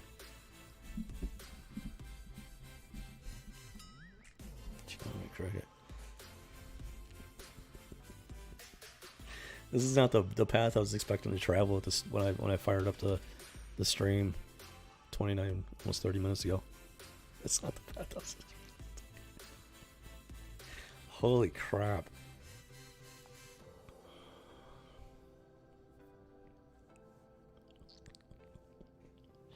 Yeah, I gotta gather my thoughts here. No, this is wow. Wow.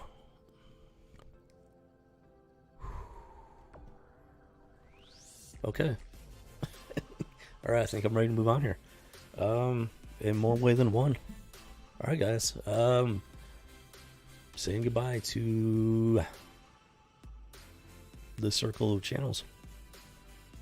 The Quartering did too. Came out. Well, the Quartering,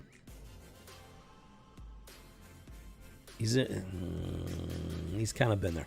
Like he's made videos making fun of this stuff, and then he came out, oh, I'm an LGBT ally, while making videos making fun of gay stuff in the woke modern pop culture. It's like they're just a bunch of freaking hypocrites, man. I'm telling you, they're a bunch of hypocrites. They're telling you what you want to hear and make money. They only care about making money. That's all they care about. Maybe they are fans in their own way of this stuff, but as far as their channels go, they only care about making that money by telling you what you want to hear. That's why I'm saying goodbye. Quartering Geeks and Gamers. Nerdrotic.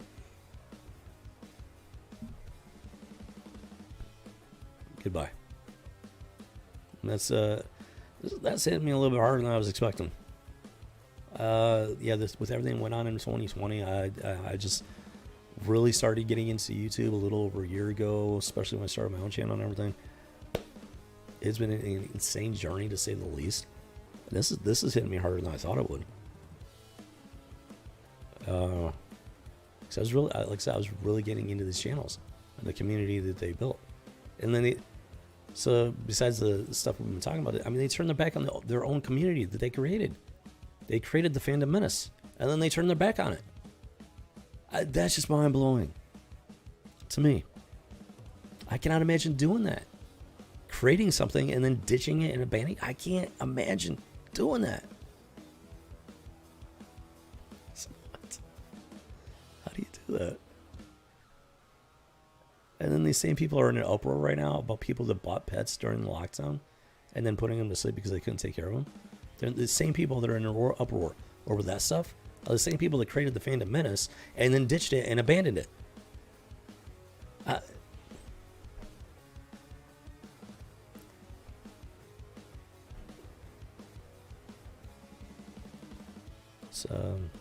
Yeah, I'm just done.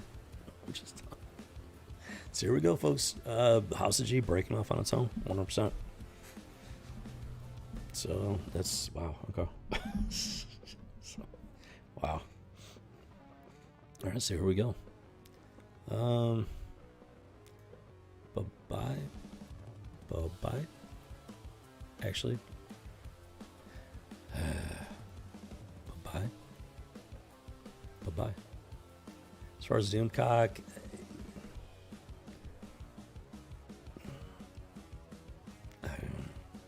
that non-apology, he accepted it. He accepted it. And the way he was simping towards Jeremy, just literally just groveling. I hate to say it.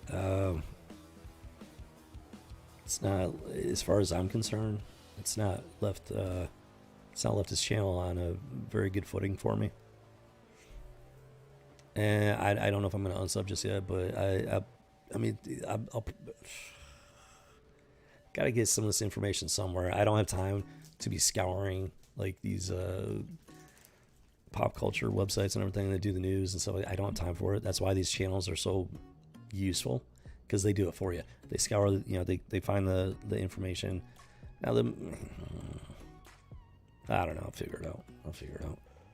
But Dunecock, unfortunately, is not on a good footing with me, because he's just just groveling hard to Jeremy, which doesn't put Jeremy in a good light in and of itself. And then I don't know. I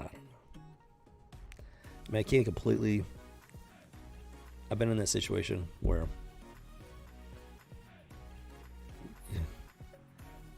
you risk losing everything. But that's where your values come in. That's where you got to decide whether or not to take a stand. I just I feel sorry for him more than anything. I don't know. So, all right. Goodbye to an era. And welcome to a new one. The era of House and G. Standing alone. On its own 2 feet. Moving forward one step at a time. Here we go. Let's take that first step. All right. Boom shakalaka. Cyberpunk 2077. Let's touch on this real quick. I've made some videos on it. If you want to know exactly what I've said about it, you'll have to check out the videos. They are live and ready for your perusal at your convenience. In the meantime, I'm going to touch on this real quick.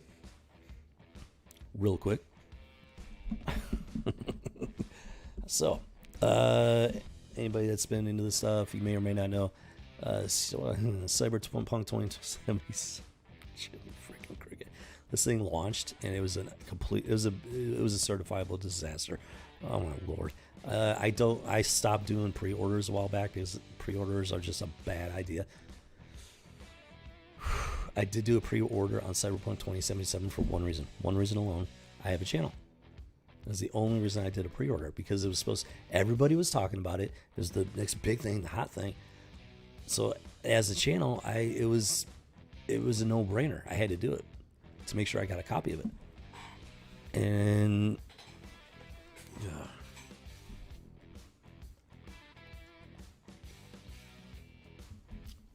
Oh my lord, what a disaster. Oh my gosh. Yeah, so check out my videos if you want to know what I've had to say about it, because I'm not going to rehash it. Otherwise, we'll be here literally all day. I can't do that. I just can't do that. So, chakalaka. But this is let's see, Juicehead.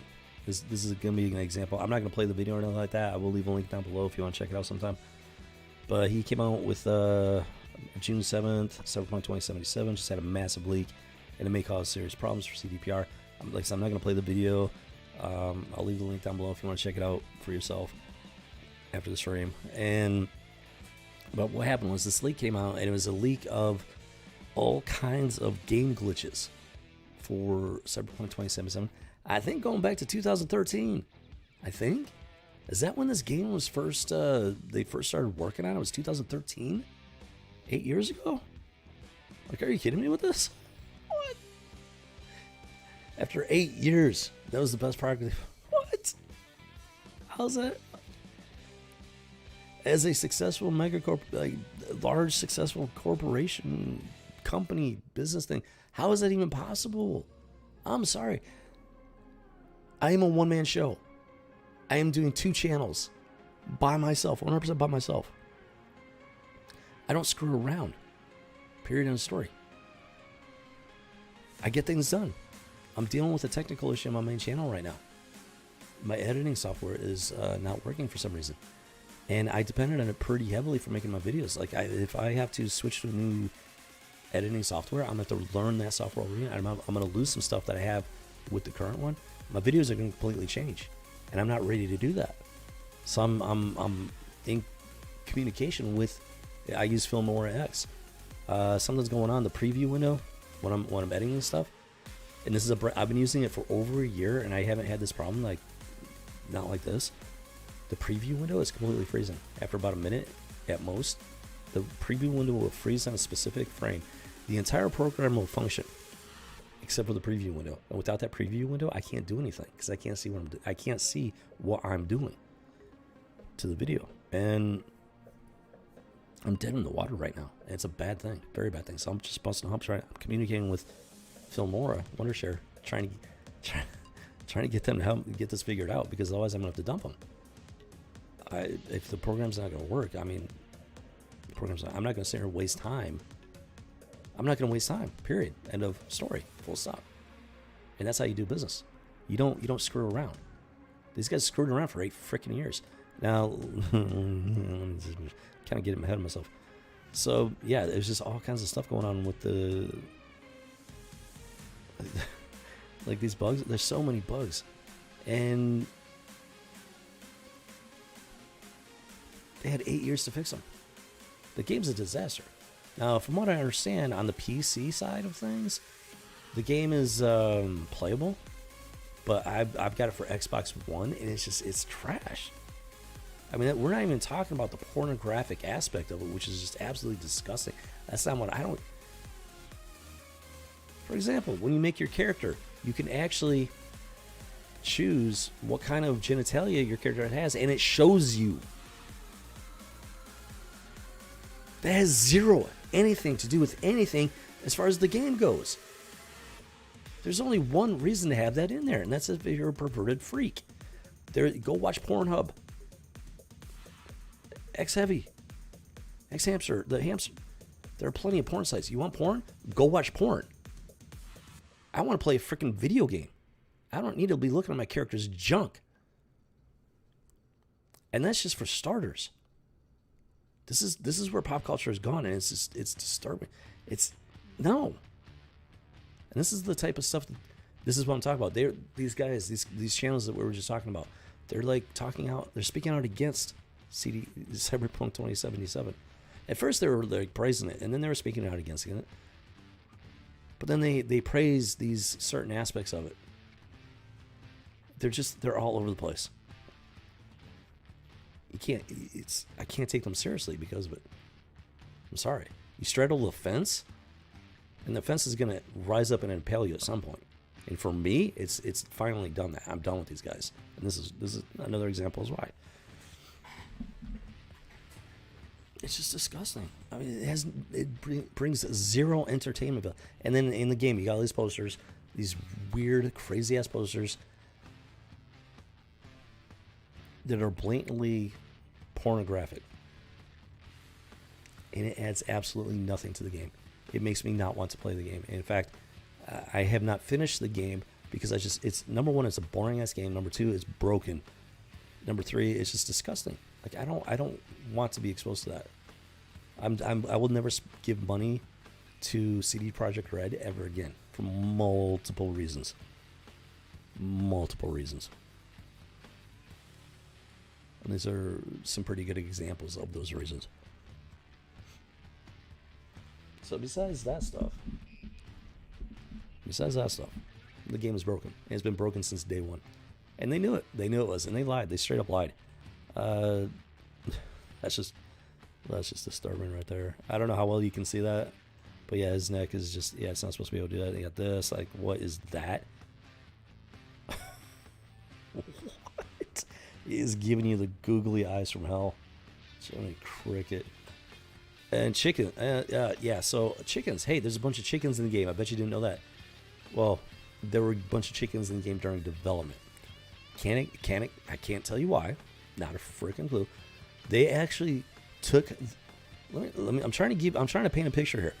They took the time to program a bunch of chickens into this freaking game.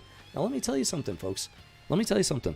You see this? You see this symbol up here? You see this channel avatar logo thing up here?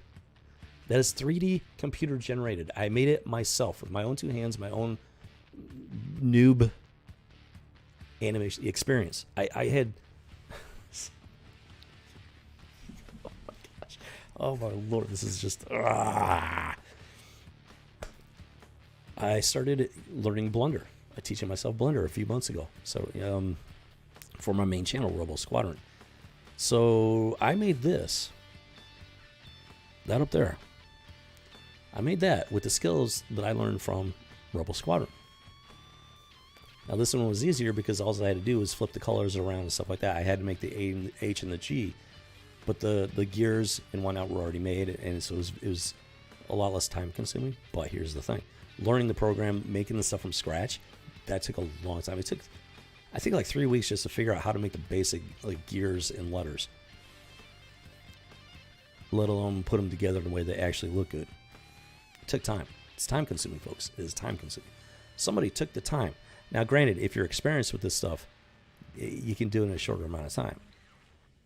But it still takes time and resources. Some folks, I'm trying to paint a picture here. Somebody took the time to 3D program these chickens.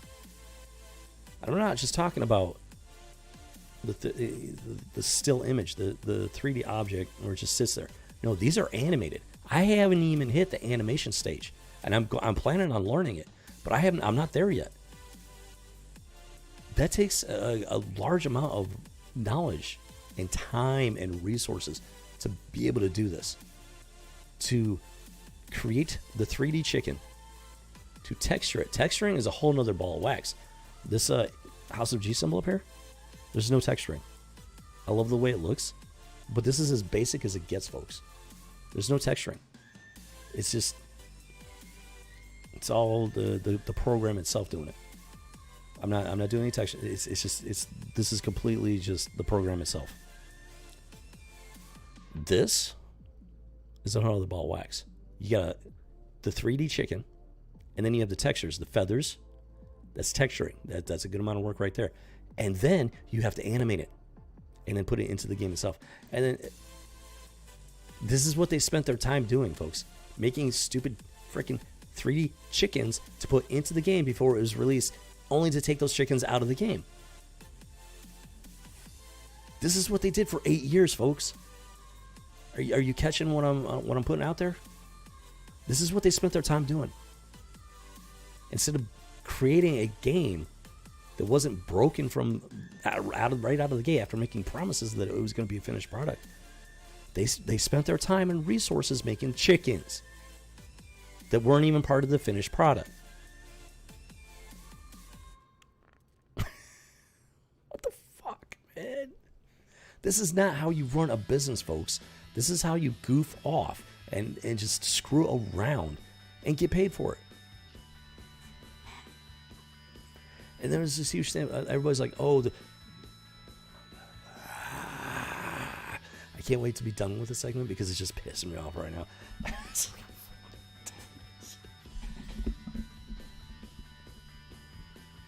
There's this huge snafu, and a lot of channels did videos on it. I didn't get the chance to do it because I just didn't have time for it.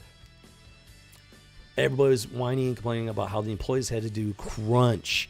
Normal adults, we call that overtime. We understand and accept the fact that it is a part of being a responsible, professional, working adult. That is a part of life. And you know what? In the capitalist free market system, you actually get paid for it. See, in communism, socialism, you don't get paid for the overtime. That's what these idiots don't understand. They think, oh, well, under socialism, we work a 6-hour work day. No, you work when they say you work, and you don't get paid for it. They're freaking idiots. So they're whining about crunch time, which is, in fact, overtime. They're whining about overtime. But guess what? Guess what? Guess what? Guess what? Guess what? If they were screwing around with this stuff, they wouldn't have to do so much overtime. Do you smell the irony? Can you taste the irony? It tastes like pennies.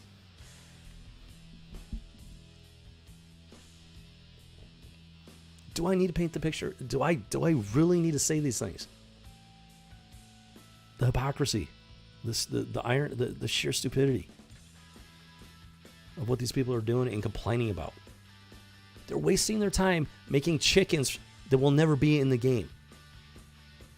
They're making memes about their own game. They're making fun of their own game.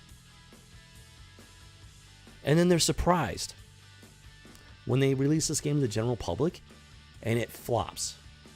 When Sony won't even sell it on their platform because it's so broken. When people are demanding refunds out of the gate because it's so broken. Why? Because they're spending all their time making fun of their own game and putting chickens into the game that will never be part of the finished product. And they don't want to work overtime to fix it. They want to get paid to screw around and not have to put in the effort to do a good job at the end.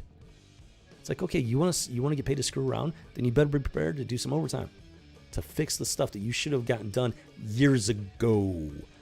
They worked on this game for over 8 years minimum. 8 years. Do you understand how much time that is? Because I do. I dedicated 10 years of my life. That includes my education to science, biology, medicine. 10 years, a full decade of my life. Do you understand? I dedicated a full decade of my life to that. So when they're dedicating 8 years of their lives or more to this, what the fuck, dude? What the fuck? I can't. I don't like to cuss on my streams, but this is just like, what the fuck, dude? What? We're talking about a multi-million-dollar company, folks. This is not some little YouTube channel, one-man show. This is a multi-million-dollar company, folks. The world was watching this company. The world is watching this game. And this is what went on behind the scenes. You understand why I laugh at these people that defend this game? I just laugh at them. It's just like, are you kidding me with this? Who do you think you're fooling? How did we get to this point? This right here is a great example as to why pop culture, including gaming, is absolute trash. What the fuck, dude? How is this a thing? Please explain it to me. I don't need you to. Like, I know how this is a thing, but just for the sake of explain this to me. What the? It's just I'm such disbelief. The rational part of my brain understands how this is a thing, but when I'm looking at this, it's just all rationality goes out the window, and my brain can't function. It can't fire, and all. It's short circuits. You get the synapses, and there's literally like electricity shooting through your brain and a normal day-to-day function. Stuff like this. I mean, it just goes. I mean, like your brain is literally like electrocuted because it's trying to make sense of the stuff that's like firing. Like every synapses in your brain fires off, trying to freaking make sense of it. What? What is this? I can't with this, man. What the hell am I looking at?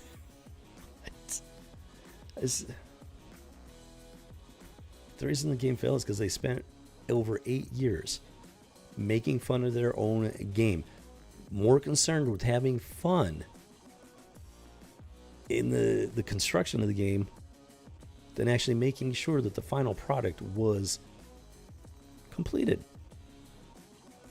And I'm not even talking about the pornographic aspect. We're not even talking about that at this point.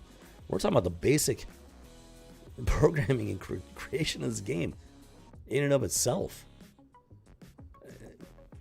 Don't even get me started on the pro-communist aspect of the game and the company.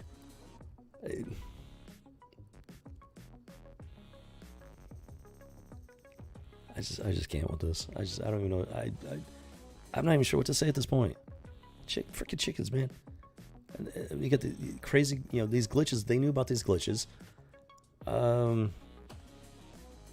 this is all they did. They made fun of their own game, made memes of their own game in-house, put stupid chickens in the game, playing around, just having a good old time. They were having a good old, I'm telling you folks, they had a blast making this game. The employees of CD Projekt Red, they had so much fun making this game. I'm telling you. They had more fun making this game than you will ever have playing this game. Why? Because they don't give a shit about putting out a good product. They don't care about it. They just want to have fun making this game, and they expect you to give them money for doing it. They don't care if you enjoy playing the game. See, they think you should have as much fun playing the broken game as they had fun screwing around with the development cycle. This guy right here, I'm not going to play it. I'll leave the link down below at the end.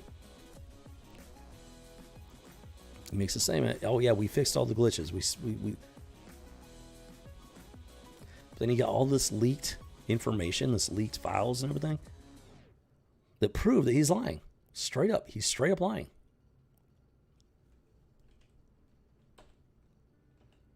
That's what they lied. They lied to the face. They straight face lied to the public. What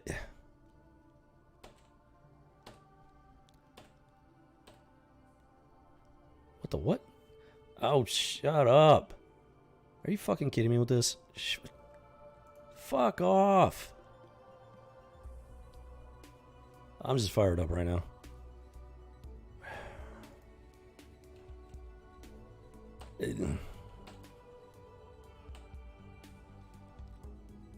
What is I don't know. They spent more I guarantee you they spent more time doing 3D graphics work on the character's genitalia than they did on the game itself. That should tell you where their priorities are. And that is not it has no place in a AAA game. I'm sorry. Being a one-man show, working 2 channels, I would never tolerate this crap.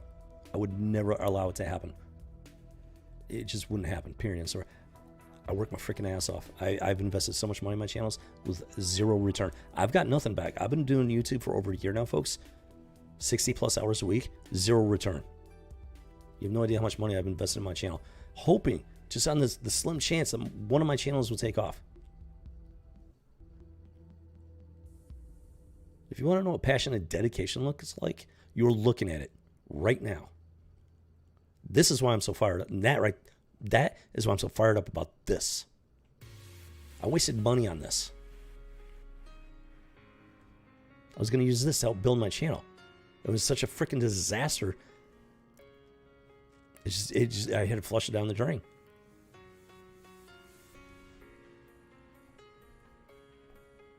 That is why I'm so fired up about this.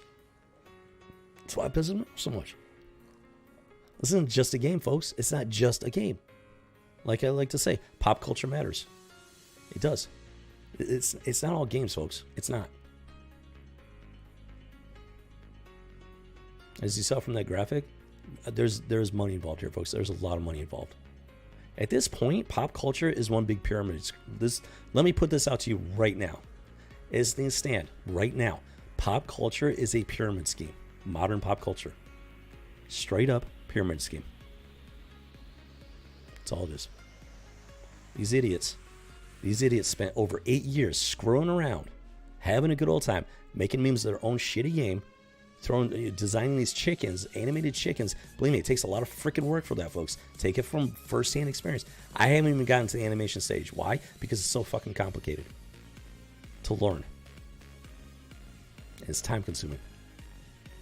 I've watched countless tutorial videos on how to do this stuff. Every single one of them talks about time. Time is your most precious resource when it comes to making this stuff. Time is your most precious resource. So you learn ways to get the job done without sacrificing overall quality, while making sure you're not wasting your most precious resource, time. And that's what they did. They dicked around for over 8 years wasting time. And they expected you to give them money for it. And people did. Including me. Trying to find some chickens. More chickens. Hey, look at that. More chickens. Woo! Anybody want some what the fuck? That's not even animated. What? Wait a minute. This one at least isn't animated. I don't know about the rest of them. What's the point of this?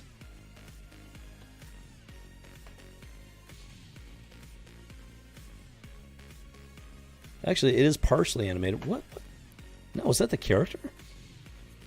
What the fuck, dude? I don't even know at this point. It's just a waste of time.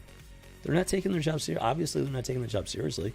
It's like, I'm all for having fun and having a good time, whatever. When you got millions and millions and millions of dollars on the line, you don't get the job done. Just get the freaking job done. Over 8 years, and that's inexcusable. It's inexcusable. There's no excuse. I'm trying to find good visual examples. A lot of it's just typical glitchy stuff. There's just so much going on that just shouldn't be. What was that?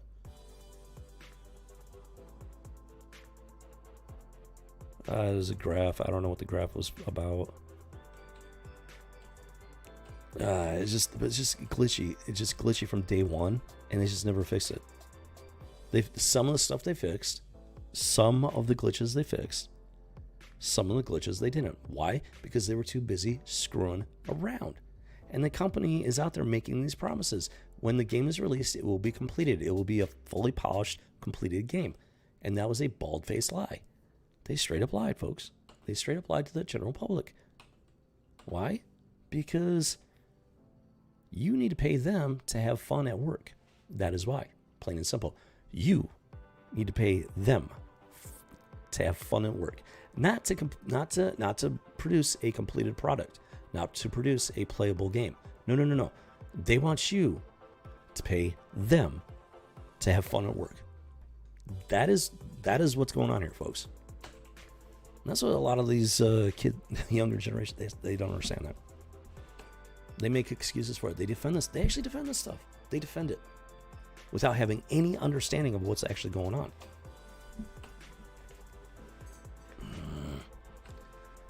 And that is why it's never going to change, because people let it slide. They turn a blind eye to it, and they're just like,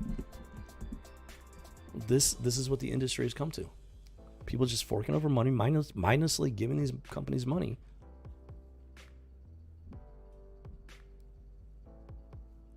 Not because the game's going to be any good, because they need something to look forward to.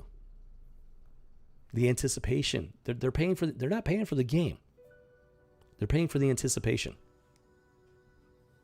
They're so in love with the anticipation of what they hope it's going to be, that when it comes out and it turns out to be trash, they don't care. They keep forking money over for the anticipation, to be part of the cool kids club. That's not what being a geek's about, folks. It's not what being a gamer's about. It's not about being part of the cool kids club. Well, I don't know what just happened. Ah, stupid freaking ads. Are you kidding me? At least this one, okay, bespoke output. At least that's a good one. I'm not trying to play the video. I'm trying to get good, like I said, good visual. Yeah, so this is from Juicehead, Cyberpunk 2077. Just had a massive leak. And it may cause serious problems to CD Power. This is from June 7th, 2021. I will leave a link down below if you want to check it out in its entirety.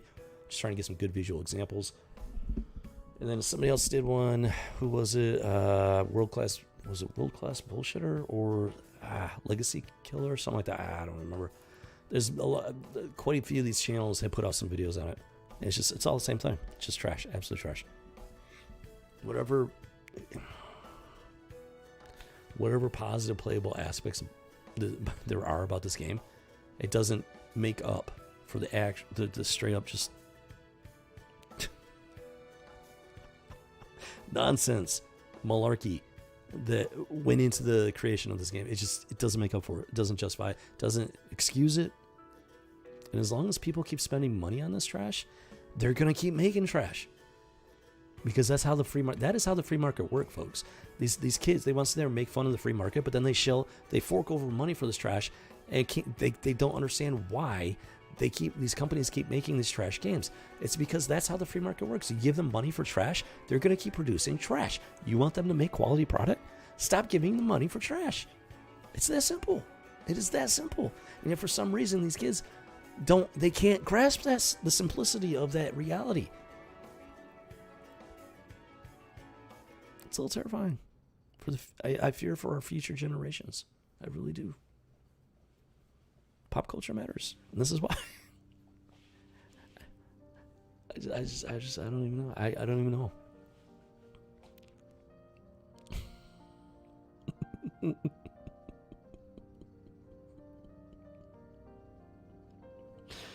Oh my goodness, are you kidding me with this? I just can't with this. This is what I'm learning. This is what I'm teaching myself right now, folks. Blender. This is the Blender Guru. He's got some great stuff. Ian Hubert, if you haven't heard, he's the kid. The dude is a freaking master at Blender. That is what I'm aspiring to. I don't know if I'm ever gonna get to that level, because the simple fact is I ain't got that time. I don't. These guys have been spending like 10, 15, 20, at least 10, 15 years of their life doing nothing but this. I'm learning by the seat of my pants. I'm proud of this thing, and this is like that thing right there. I'm proud of that thing. That is as basic and as bare bones as you can get with it. And I'm trying to my goal is to get to this level with these guys. I don't know if I'm ever going to get there, just because this isn't the primary thing that I'm doing. I'm trying, but believe me, folks, it is a lot of work. A lot of work. And these guys are dedicated. They're dedicated. Now with Ian Huber, he just came up with a Salad Mug episode 1, and it took him many years to do it. Number one, because he's not a studio. He's not like a studio. He's a one-man show pretty much. Now he's got friends that help him out and stuff like that, and they do actual like photography, like film. It's a combination of CG and real life like camera work, filmography, whatever the technical term is. So, but it's taken a long time. And I can guarantee you they've been screwing around, but they've been screwing around on their own time. They're not part of a big company, multi-million-dollar company. With people have no idea this stuff's even coming. The episode dropped a couple weeks ago, and I'd never even heard of it. He's actually part of this other channel called Dynamo or something. I'd never even heard of that. So it's like it's a completely different situation. I guarantee they screwed around, but they had that flexibility with the way that they were doing things. CD Projekt Red, Cyberpunk 2077, completely different story. Completely different story. And on top of that, even though they were probably screwing around and having fun, Ian Hubert still got the job done. Now, here's the thing. It took a very long time. Very, very long time. If they were focused, didn't screw around so much, they probably could have got it done in a shorter amount of time. The same level of quality. Like I said, it's not quite the same thing. Because in the end, they still got the job done. And it took a very long time for them to do it.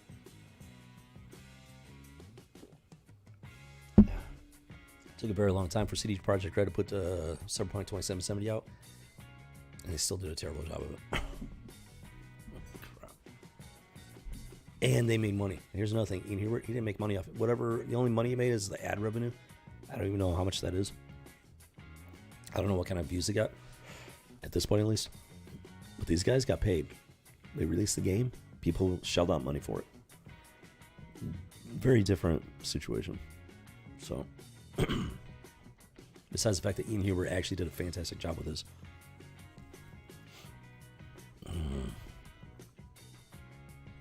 This is the state of our pop culture. It's not just video games. It's comic books, video games, movies, television, you name it, anything. Every aspect of pop, our music is a freaking shambles. Every aspect of pop culture is it's a train wreck right now. Dumpster fire, just floating through the gutter. Yeah, it's a floating dumpster fire.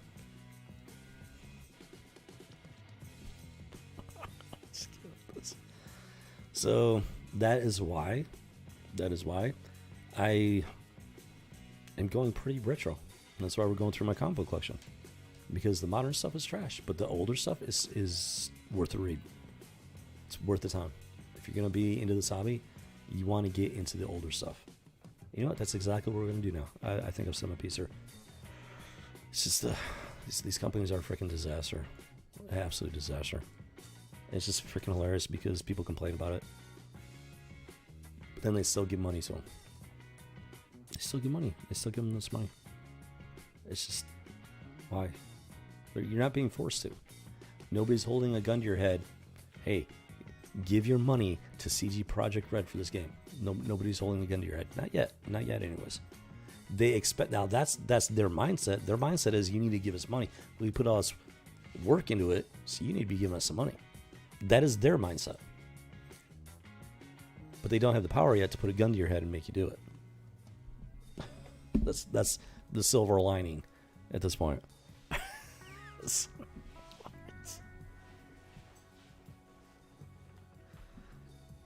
Okay, so I think that's been enough of a rant for this particular House of G. Let's go ahead and get into some fun stuff here. I'm ready to let that fire kind of calm down into a smolder and whatnot, and let's go ahead and get into some good stuff here. All right. Yeah. Let's go ahead and swish it on over. Wait a minute, hold on here. How is the...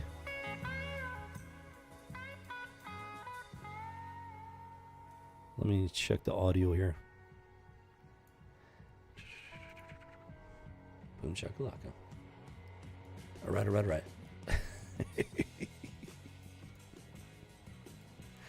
Oh my gosh, let me tell you, when I got started with all this stuff, I mean, I just had no idea what I was getting into. Really didn't. Much better idea now, but still it is something else. Let me tell you. Wait a minute, what is oh yeah. Let's go with that. Boom. All right.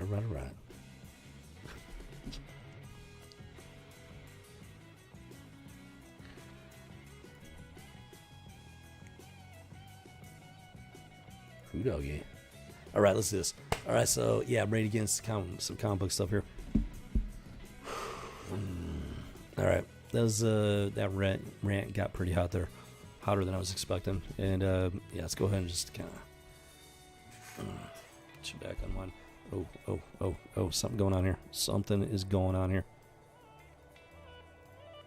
Wow, hold on. Come on, get over there. I don't know why this is out of position. Jimmy, that's like, whoa, what is going on? That's way out of position. Okay, I think we're good. Okay, all right, I think we're all right. Just had to fix a little something. There's always something going on, weird, inexplicable stuff. I idea. Jimmy Carr. Okay, so let's go ahead and get into it. Let's get into the fun stuff here. The lighter side, the brighter side. And yeah, we're going to dive into some flashback X-Men. Now, we have gone through a couple of flashbacks already. These were a special one-shot type series, I think. Yes, it's a flashback X-Men, Boom Shakalaka, Marvel Comics group, not the usual format. And then, let's see, -1 of July. So, yeah. This was a one-shot type deal. -1 because the whole concept was it's a flashback, so they're going back in time. That's why it's -1 instead of +1. Get it? Do you get it?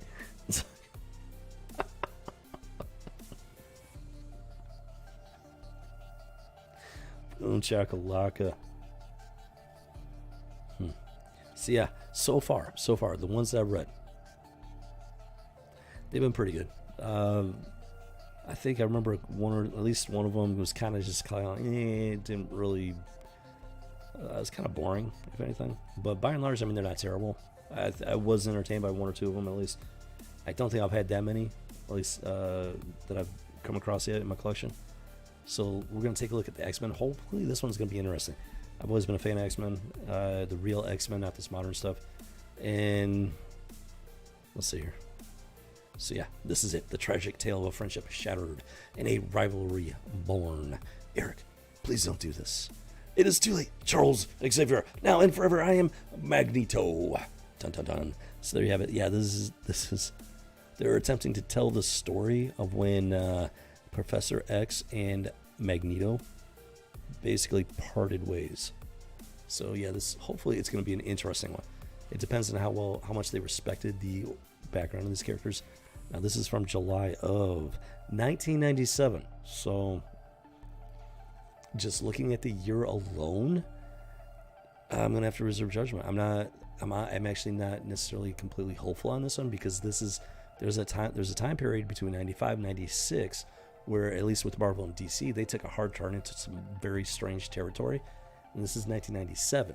So cricket, man, I'm a little worried to get into this one. So let's go and do it. Let's take a look and see exactly where they went with this, because I am a little bit concerned. Now the artwork is pretty good. The paper quality isn't it's not that premium paper quality that we come across later. When was that? Oh man, there was a point where the paper quality like jumped up. I wonder if it's 1996 even. The paper quality is not the best. The artwork and the ink and the colors and everything are pretty nice. Like that's some pretty good artwork. The coloring, the paper, the paper is like actually kind of mid-range there at best. And so this is wait a minute. Wait, yeah, there was that guy. His like name is Bastion or something like that. Yeah, he had the whitish goatee and everything. So I guess this has got something to do with him. And then it cuts to. Wait a minute. Wait a minute. Wait. Yeah. So the whole thing with the flashbacks, they actually drew Stan Lee into the start, and he would give like this thing. It was basically an intro and everything, and he'd like just hype up the comic that issue and everything. It was actually a pretty cool concept. It was a fun concept because because you know they had to have Stanley's permission to do it, to use his likeness like that, so you know he was involved in it.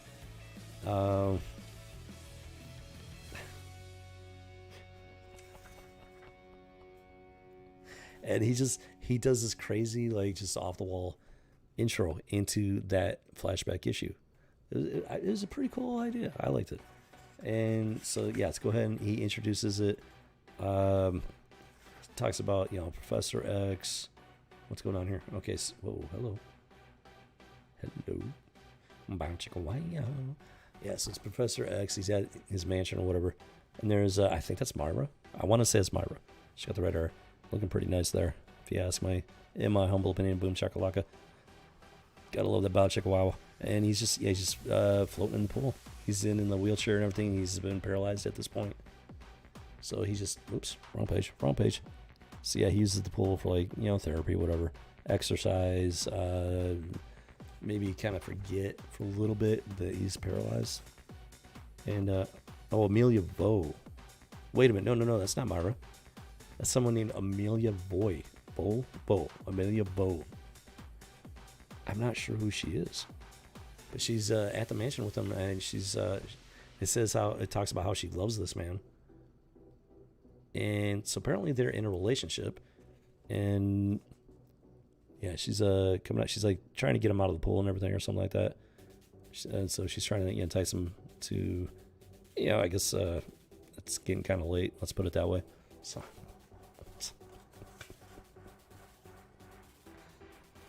Oh.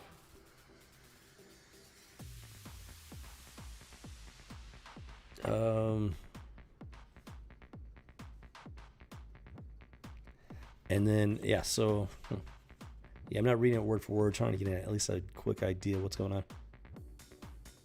And then it cuts to one Magneto.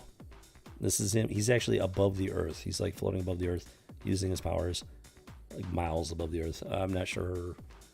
But so he's having like this inner monologue deal. He's going on and on and on. And oh, Asteroid M. Okay, this has something to do with it. Asteroid M.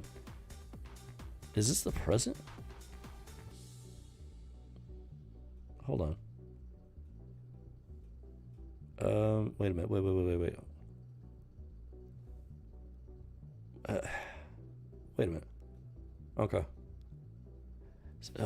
This is a kind of a good example about the differences between the comic books, which are the true source material, and the movies.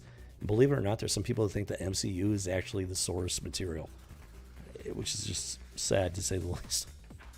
But we got Quicksilver. This is Asteroid M. We got Quicksilver and Wanda, the Scarlet Witch. Now, she does not have red hair. If I want... See, I haven't been paying that much attention to it because I'm pretty well over the MCU at this point. WandaVision. Does she have red hair? Wanda. Like, she's supposed to have brown hair. But for some reason, I keep thinking she has red hair. Does she have red hair in WandaVision? I don't remember very well from the movies.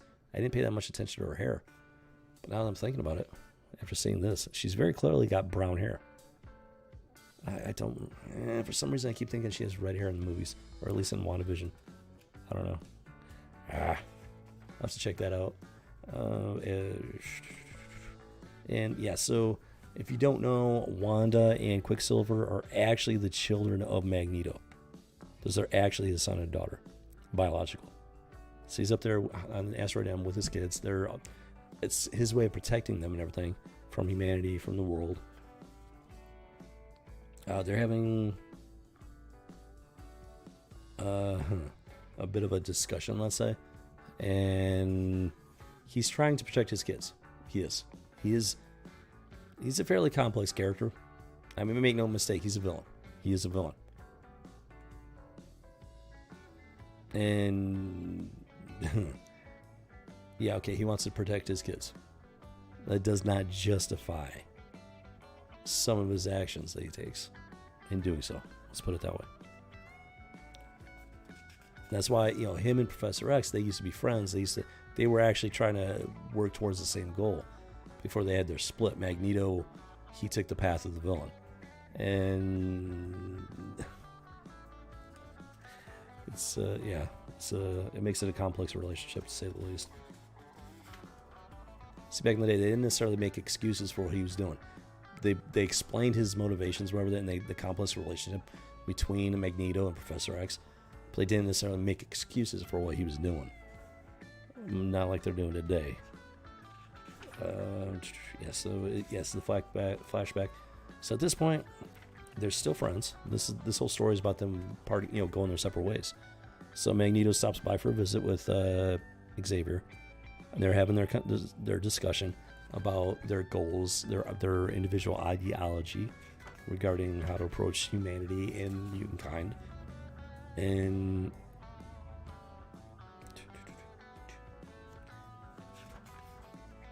hold on.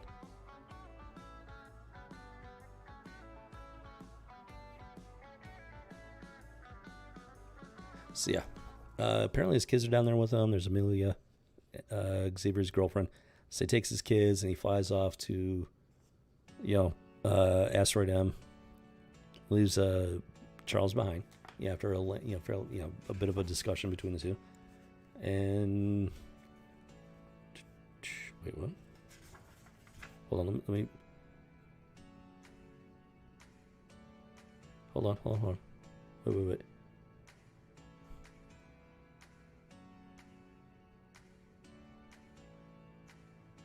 Wait, what? Wait a minute, what is going on with that? I don't know. He gets back to the asteroid and everything. I think he's outside on the. I don't know. He's doing something there, and he's got like space dust or something. And this is basically the point where he cracks and decides to go the way of the villain.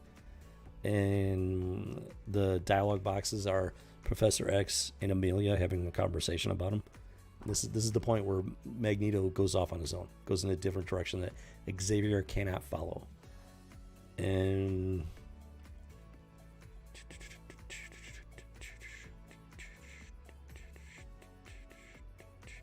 it's I don't know. On the one hand, it's pretty cool showing the dynamics between Xavier and Magneto, Eric Langster. Back when they were still friends before they went their separate ways. It's pretty cool. And it's just, I don't know. But then on the other hand, kind of, they're not quite making him out to be a sympathetic character. It's more just tortured, kind of, yeah. But that's how it happens sometimes. People break. They break. And then they do bad things. And the key thing, though, is that there are consequences for those actions. That's the key. That's one of the key things. You try to take a bad person, try to turn him into a sympathetic, like a misunderstood hero or some nonsense. That's a problem. That is a problem. And then it finishes with, you guessed it, one Stanley at the very end there, final page, gives them a chance to jump back into the smile. That was pretty cool how they did that. Stanley, he's not a comic book character. He created these comic book characters, so it's pretty cool how they actually put him in it. Nah, slippery slope, because a lot of stuff they're doing nowadays.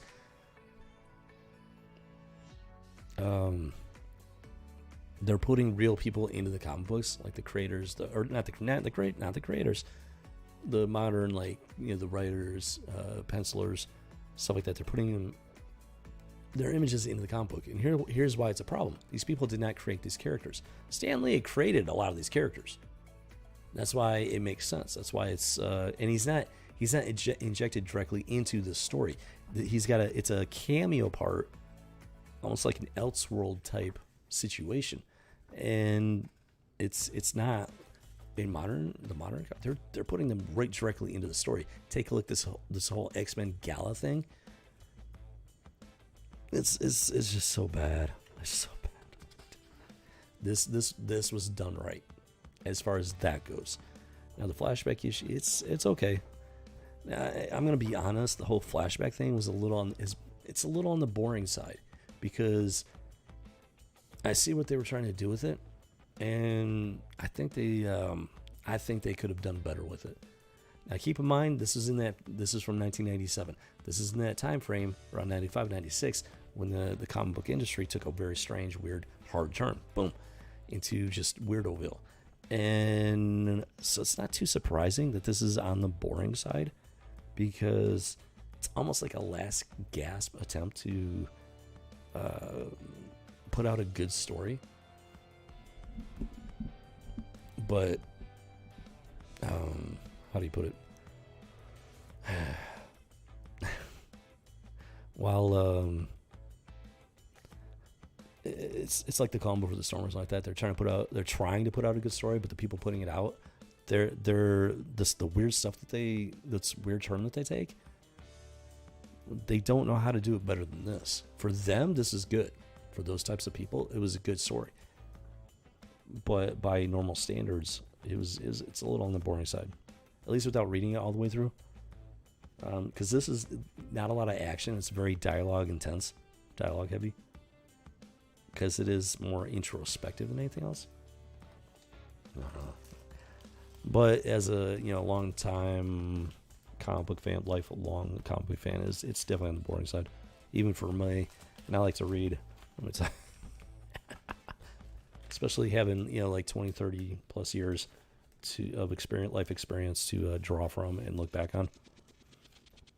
State of this issue is not as good as it could be. It could be worse. If you don't know, if you're new to the channel, I've lost a lot of my stuff over time. I've been fairly nomadic, and I'm very fortunate and blessed to even have my collection to begin with. So I'm just grateful to have it. And so some of my comic books have not been stored properly. Some of them have fared pretty well, others less so. This one's overall, it's not bad, except that the artwork, the ink on the cover is definitely on the faded side. There's some, that is unfortunate. Very visible. The rest of the condition is actually not bad. It's just the ink is worn off.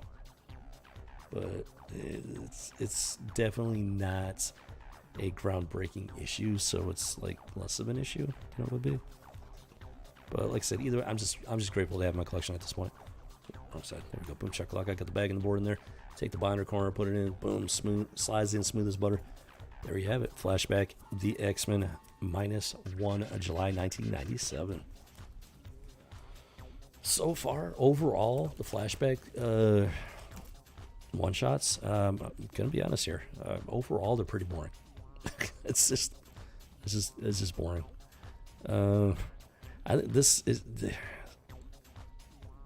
This might be when they started going into like the more just heavy emotional, very little action, very little story. It's just them.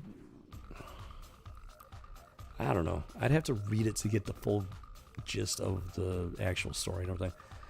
Just glancing through it, it's just, I don't know. It didn't necessarily need to take up an entire comic book issue. That's my first thought. It did, based on what I've seen here, it didn't need to take up an entire issue. I don't know. I'm gonna have to sit down and read it, page to page, cover to cover, word for word. That's what I'm gonna have to do. At some point, I will get around to it. I just don't know when. I was talking about, main channel right now. There's a lot of stuff going on right there. Some pretty major, very major malfunction that needs to get fixed. So it's like that's where all my time and energy is going towards right now. Now, major part of comic book collecting is the fact that you need to store them properly. So you got your bags and boards and whatever, and you want to make sure they got the good stuff that's not going to cause damage to the comic books directly, just from stores. Having to deal with like acids and pH. pH is a pretty big deal. So I've got some newer bags and boards that take that into account. But that's not. You also have the boxes. You got to store them in the boxes, the proper boxes. I hate to admit it. I have a couple of stacks here that were unfortunately not stored very well. some makeshift comic book boxes. Let's put it that way. But I did manage to come across a company that made some pretty cool stuff. Crap, this thing's getting full. Oh my word! Boom, there it is. Yeah. Oh my gosh. Yeah, this is full. This is getting full. So we got the Transformers. More than meets the eye. Boom, boom, boom, boom. Jimmy Cricket, this is getting freaking heavy. And that's not it's kind of an awkward position to be trying to lift up a full comic book box from. Okay, here we go. So we got one Optimus Prime on the side of the box wielding the Spark of Life. That's just really cool. I freaking love that. Let me tell you. I've always been a fan of Transformers and whatnot, so I was really excited when I stumbled across this box. Finally got in the mail. It was just too cool. So, but it doesn't stop there. On the little box, we got one Optimus Prime cleaning the clock of one Megatron. Boom, boom, boom, boom, boom. Boom. Yeah, so that's how it should be right there. Boom, chakalaka. No ambiguity, no gray area. You got good conquering evil, as it should be. And yeah, there you have it. That's the box. That's the box we got right now. Holy crap, this thing's almost full. Yeah. It's almost time to move on to the next box. All right, so we got Flashback X-Men -1, July 1997. Just glancing through it, at least a little bit on the boring side. As the general Flashback series is actually kind of boring, to be honest. The goal was to just provide some background information on the characters, which they do. It's a sort of, I don't know. It just feels like a missed opportunity at this point. Like they definitely could have done better with it, but it was part of that era. Right after 95, 96, when everything the comic book industry just took a weird turn. Weird turn. Very weird turn. Ooh, doggy. Let's see here. Okay, so. All right, so now we're going to go ahead and dive back into X-Men 2099. I actually have several of these issues. I was actually a pretty big fan of it. I was always a big fan of the X-Men back in the day. So the whole 2099 future aspect was actually pretty cool to me. It was very intriguing. I was very into it. That's why I got so many of them. Now, I found out it did go for 3 years. And as far as I know, I made it up to issue number 12. So I was able to keep up pretty good for the first year. And then after that, life happened, and I just wasn't able to do comic books nearly as much at that point. So it's unfortunate. But here we go. Boom. X-Men 2099. She's back. La Lunatica. Because, she's a lunatic. She looks like a freaking lunatic. Where's that, that hot crazy matrix or whatever? She's definitely on the upper right. Well, yeah, taking a look at that mug, I might have to revise that. That is one just ugly. It's just ugly. Yeah, some of these artists, I'm not sure they understand that a scowling woman is not attractive. Like, okay, if you cut her head off, literally, like let's do that. Okay, yeah, not bad. But then it's like, oh, yeah, you need a bag for that. I'm sorry. Like, what? Oh my gosh, yeah. See what the dude? It's not this. I'm sorry, men and women are not the same. The dude's like, yeah, he's got that scowl expression, but that's what you expect from a man. He's ready to fight. He's like, ah. When it comes to women, it doesn't work. It just straight up doesn't work. That is not attractive. Let me give you that example again. Boom. So, it's like, whoa, not bad. Nice looking. Nice. Oh my Lord, what is that? It just doesn't work. I'm sorry. It doesn't work. It's like, boom, chakalaka. But hey, it is what it is at this point. So this is from July of 1994. This is about a year or so before that. That's right. Okay. So July of 1994. And then this went for 3 years. So 4, 5, 6. This went into 96. 95, 96 is when the comic book industry took that weird turn, and right after that, this got canceled. Not sure why. I would have to look that up, see how the numbers look on the title and everything. I'm actually curious as to why they canceled it at that time frame. Very curious about it, actually. So the condition is not terrible. It could be better. I think some sort of like mild water damage on the upper corner. It's a bit on the wrinkly side. Where is it? I can't see it. Yeah, a little bit on the wrinkly side. Tiny little bit on the wrinkly side. It's from, it's definitely got the water damage look to it. But other than that, it's in pretty good shape. Not perfect, not near mint, but it's in decent shape. So, okay, let's go ahead and take a look at it. See exactly what's going on with this La Lunatica. I keep wanting to say just straight up lunatic. But that's what it means in English, lunatic. That's like the female lunatic. That's literally her name, the female lunatic. That's what it translates to. The La Lunatica, the female lunatic.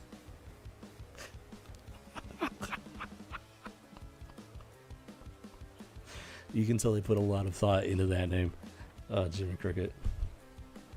Yeah, because with these things, alternate universe stuff, they have, as cool as the concept is, sometimes it's well done, but here's the problem with it. It makes it very easy for people to get very lazy with those universes. And this kind of shows it when they name the female character the female lunatic.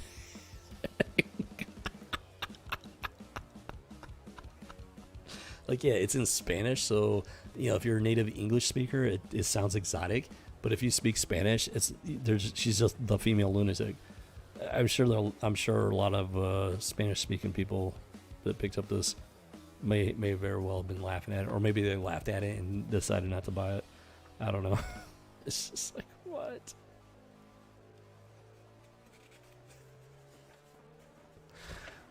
Jiminy Cricket, man. So it starts off here, opening page. We got a desert road or something like that, and a vehicle coming in. Boom, boom, boom. Dialogue going on. Interesting, to say the least.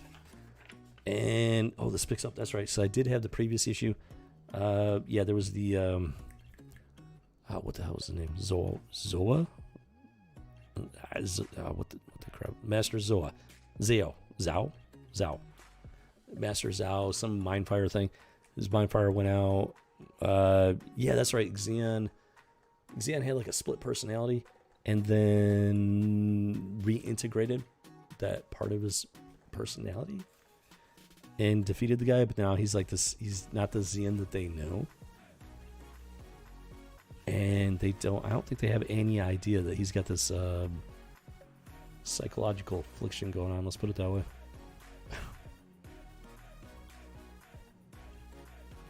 And one chick is noticing it. She's all like, does Xian sound different to you? So she's picking up on it. She's like, he's not quite Xian.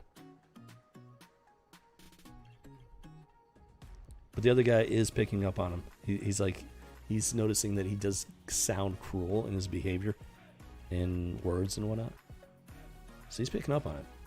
And hold on.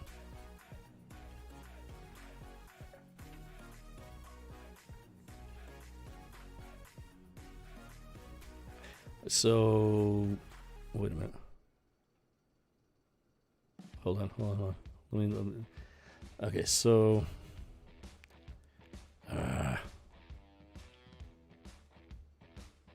he's definitely not the Xian that they know. They're having a conversation, whatever. He's kind of explaining. I'm not sure if he's talking to them or to the unconscious Zao, but he's like, you take me off. Does that sound like the Xian that we've come to know in the preceding issues? And then the Masters shows an X-Men pop up into the scene, and naturally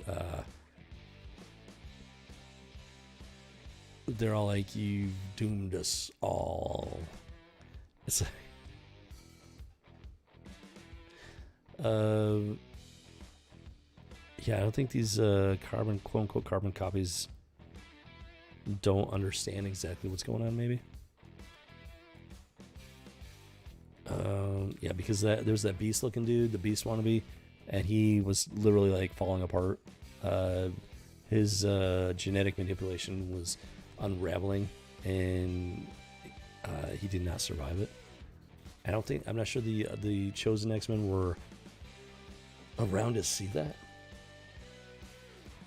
Okay, apparently they are aware of the possibility of it. And they were hoping that Zao would actually be able to reverse the process. And Zion is far less in control of himself than what he was before the fight. And they're really taking notice of it now. So dude like zooms up, he's like, hey, wait a minute, what's going on with you? They realize there's something going on with Zion at this point.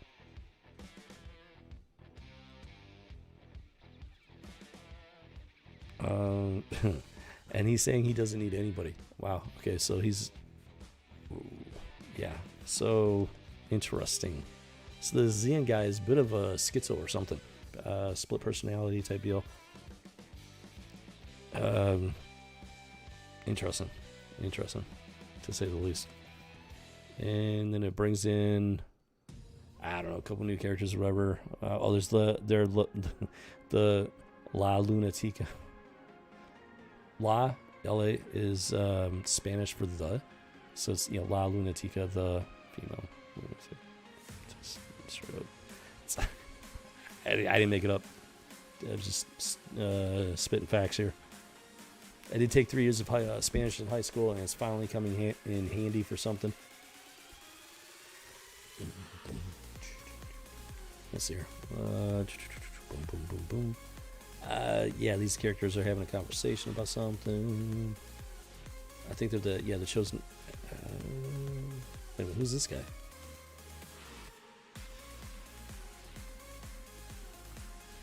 I don't know. Not even sure who that guy is. Yeah, they're all kind of together at this point. Like Zhao's down and everything, and the chosen X-Men have kind of stood down a bit. There's still some friction going on. This guy, I'm not even sure who he is. He gets into a frostbite, clings her clock. I guarantee you that would never fly in the modern comic book world. Even though, feminism. It's supposed to be about equality, but it's really not. You can't, even though we're, feminism, we're all supposed to be equal, you still can't hit a woman, even if she's, flipping like frost bolts at you. No, you can't. You're not allowed to fight back if you're a man. Welcome back there, Remy. It's all good. I know you probably got stuff going on there, so it's good to see you though. Finally getting into the fun stuff. I don't know about this new format I'm doing. I'm not sure. As much as I want to get back into like the commentary stuff, like, what do you think? I need some feedback. That one character looked like Harley Quinn. That character keeps showing up. This is from 1997. Keep that in mind. This is from 1997. Actually, let me see. Are you talking about La Lunatica? Is this who you're talking about? La Lunatica? Well, the fact that you're making the Harley Quinn connection is very interesting because her name is La Lunatica. Which is Spanish for the female lunatic. I'm not making that up. That's the literal translation. So I can see how you might make that connection. Her entire skin is pure white, not just her face. She does have that crazy look to her, like that lunatic look. So, yeah, I can see how you make that connection. But yeah, no. So what do you think of the format that I'm testing out? I do the commentary in the first app or the first part. I don't want it to be like an hour long. I'm trying to get it down. It's just that whole situation just kind of set me off. I don't plan on it being that intense and everything. I just want to do like a little bit of. The goal is like a shorter format on the commentary before rolling into this stuff. I'm trying to decide how much I'm liking it, and it's a little too early to tell yet. So I'm curious, like, what do you think of that so far with the current format, doing the commentary stuff and then rolling into stuff like this? I do need some feedback here. It's one thing on my end. I like the idea of it. I just don't know if it's working. That's the thing. Because I don't have time to do multiple streams right now, unfortunately. And this is the only way I'm going to be able to do like commentary, like that kind of commentary type stuff. Yeah. So let me know what you think of this format that I'm testing out. There, Remy. Let me know, please. Okay, so yeah, we got the Lunatica. Who is this? Is that Xan? I think that's it. Okay. Oh, okay. So if you remember from the previous X-Men 2099, he was having these hallucinations, talking to this other guy that was apparently him, and now he's actually dressing like him. Oh, well, yeah. So you had no idea. So I mean, that's what I was trying to explain. Brief, like I talked about that stuff in the previous House of G. I don't know if you caught it, if you were online for that, but I talk about it. And so this was just following up on the previous House of G. And I was just trying to put my 2 cents in, and it ended up taking a direction I wasn't really expecting it to take. As far as my personal views on it and stuff, as well as, you know, what I plan for my channel compared to like what some other people are doing. So I'm just like, even if you're not sure who those people were, like, what do you think of the format? Like, because I would like to do some commentary stuff again. I miss doing those videos, and I just don't have time to make those videos. So I'm trying to kind of incorporate it into the live stream a little bit.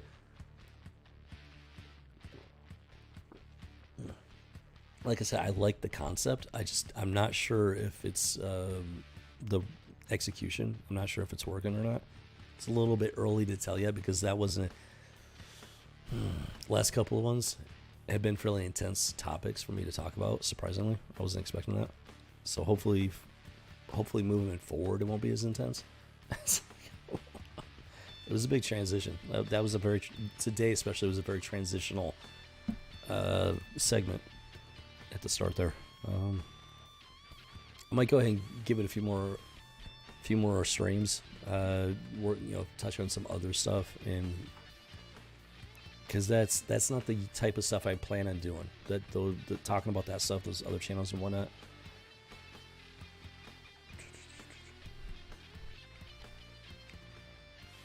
You like that I bust the comic books up in the beginning, right into it. My suggestions. Well, that's the thing. So, no. See, here's the thing. Like the reason. No. The Rebel rants aren't going away. I'm keeping the Rebel rants. But the problem is I don't have time to make the videos. Like that's how I did it. I was making the videos on it. Since I haven't had time to make the videos, I've been wanting to talk about some of the stuff and just haven't been able to do it like that. So the idea was incorporate it into the House of G live stream. Hit it first and then dive into the comic books and whatnot.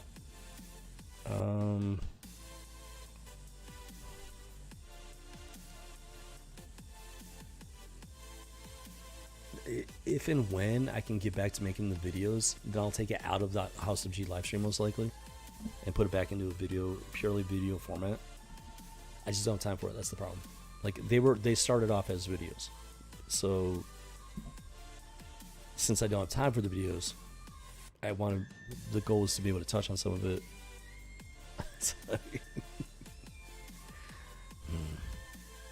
I don't know. I'm debating because they're two different segments. Well, here's the thing. Here's the thing. House of G is not meant to be solely about comic books. I'm going through my collection right now because that's where I'm at right now. But once I get through the stuff that needs to be bagged and boarded, then I do plan on branching out anyways.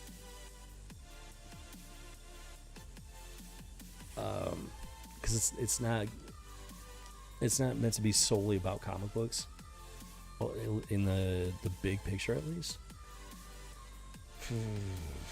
I don't know.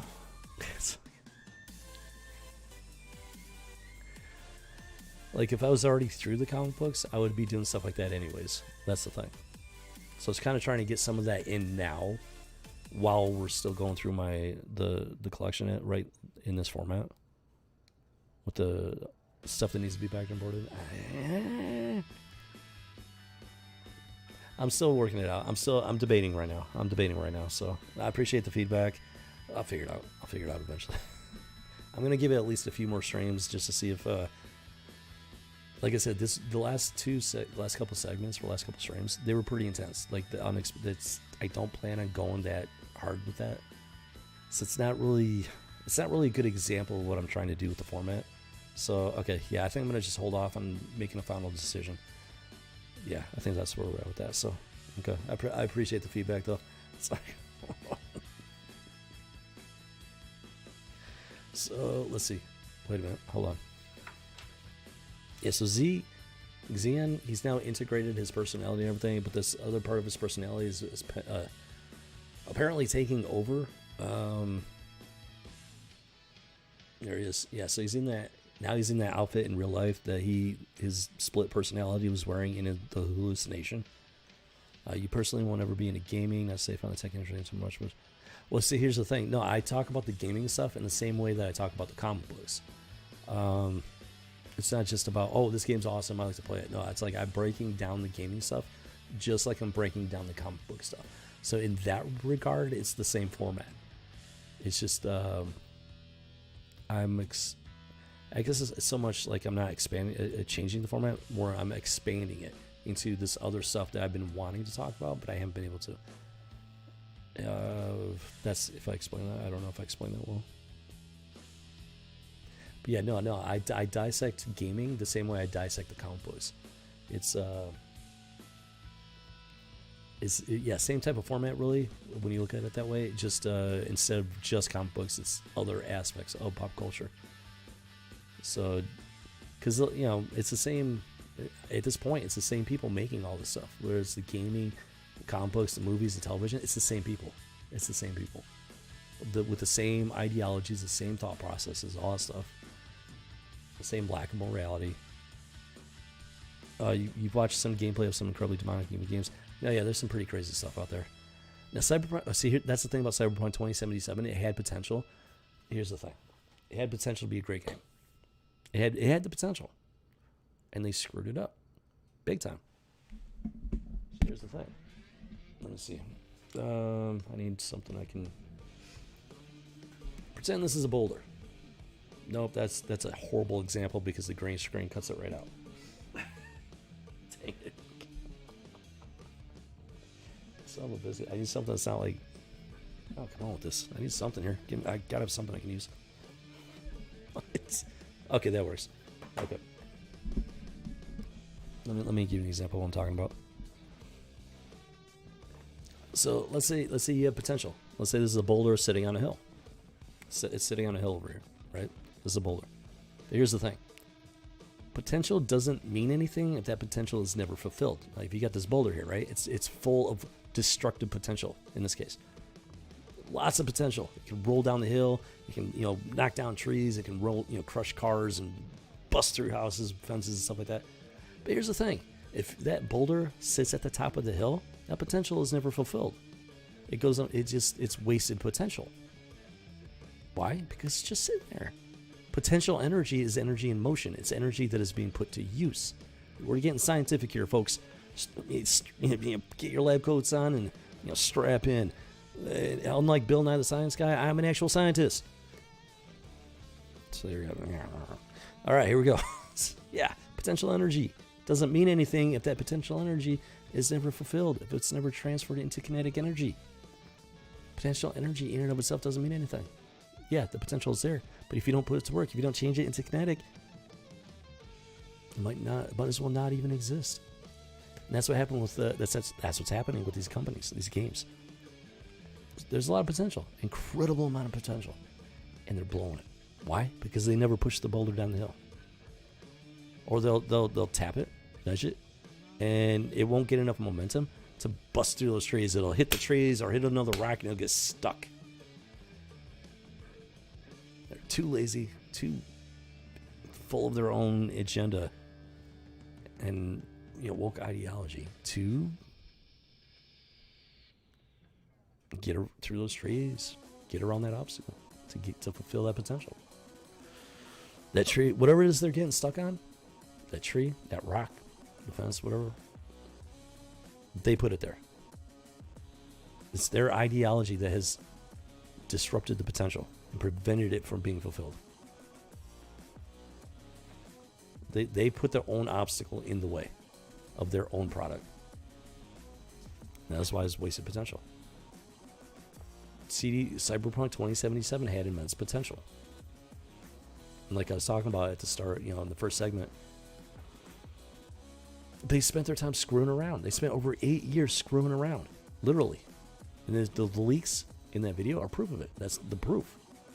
I couldn't definitively make that statement before because I didn't have the proof, but that this other channel provided the proof that I needed to be able to say they wasted 8 years screwing around, which is why the game sucks, in large part.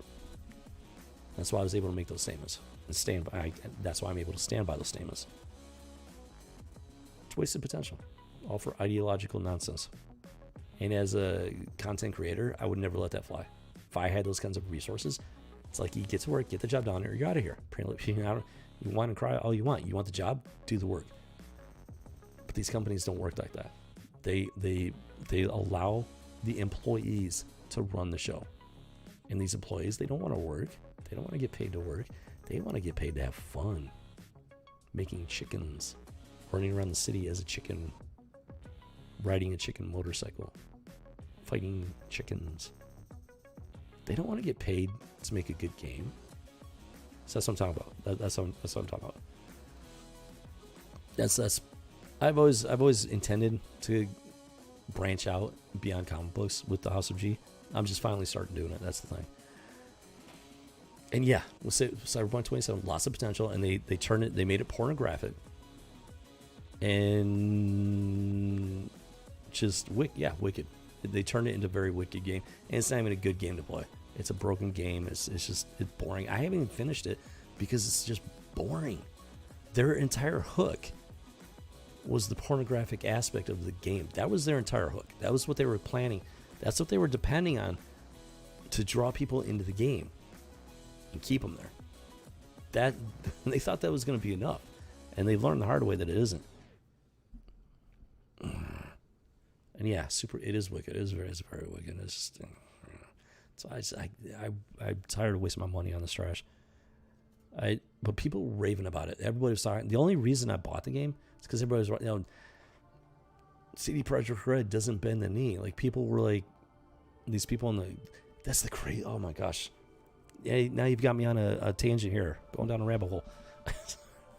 People were making this huge deal about CG Projekt. Like, somebody was on the woke SJW side was complaining about the game. And CD Projekt Red was like, we're not going to bend in the knee to this political stuff. But guess what? The game is founded on political ideology, including pro-homosexual stuff. It's just like it's a blatant hypocrisy. They lied to our faces. And the only reason I bought the game is because people were raving about it. These channels that I trusted were raving about it. And I got hoodwinked. I'm not gonna sugarcoat it. I got hoodwinked. I'm tired of it. So I'm done with these channels, These channels, the ones I talked about earlier, I'm done with them. Because they're riding the fence. They're talking both sides of the mouse. Both sides of their mouth. They're playing a game at this point. And if you don't, all you have to do is look at the numbers to understand why. All right, let's get back into it. Okay, I think I'm done with that rabbit hole. Let's climb out of that one.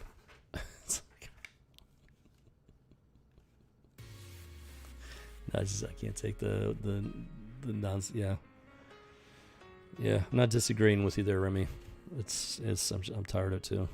Tired of it myself, and that's why it needs to be talked about. That's why it's gonna, I want to expand past the comic books because there's a lot of stuff that needs to be talked about. I'm trying to keep it on the fun side. That's why I want to do the first segment with the more serious stuff, and I'm trying to keep it shorter. But this last situation was just absolutely bonkers. So hopefully it won't be so intensive and take up so much time, and then we can dive into the fun stuff and everything. We'll see. I'll get it figured out. I'll get it figured out. Okay, so yeah, we got Xian. He's not like a split personality lunatic anymore, and he's back to that actual outfit. I don't know where he got it from. It was literally part of his imagination in the beginning. So I don't know if he was carrying it around with him or where this guy found it, but he's wearing it. So the other guy on the team, he's all like, "Yeah, I like the Xian." So they both hop on motorcycles and they're out doing their thing, whatever it is they got to do. Some about ground to cover. They're investigating the situation and whatnot. What? Hold on, what? What just happened? What? Hold on. What? Whoa, what just happened?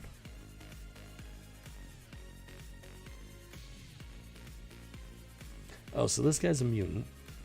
Doesn't know he's a mutant or something like that. Somebody's got him. I don't know who. Whoever it is, they're like, "You'll be safe here, mutant."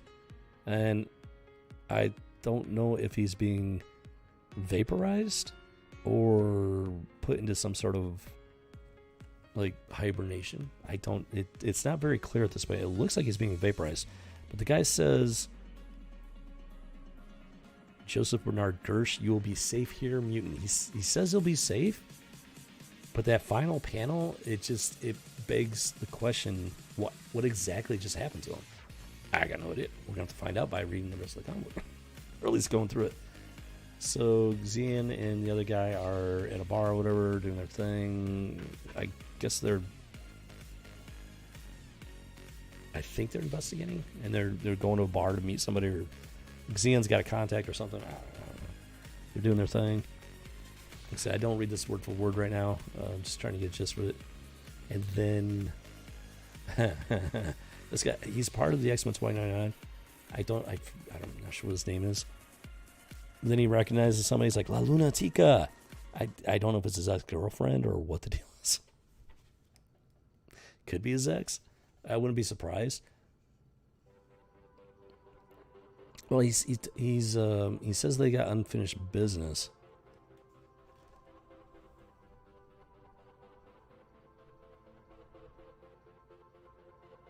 Okay, so she was in X-Men 2099, issue number 4. I'm not sure I've got that one. Might have missed that one. So that, yeah, she has popped up before. Yeah, so this guy, he's the one that can do, he's got the X-ray, exoskeleton, endoskeleton thing, whatever it is.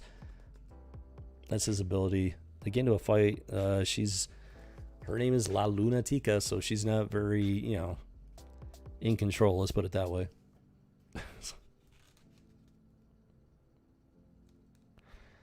I do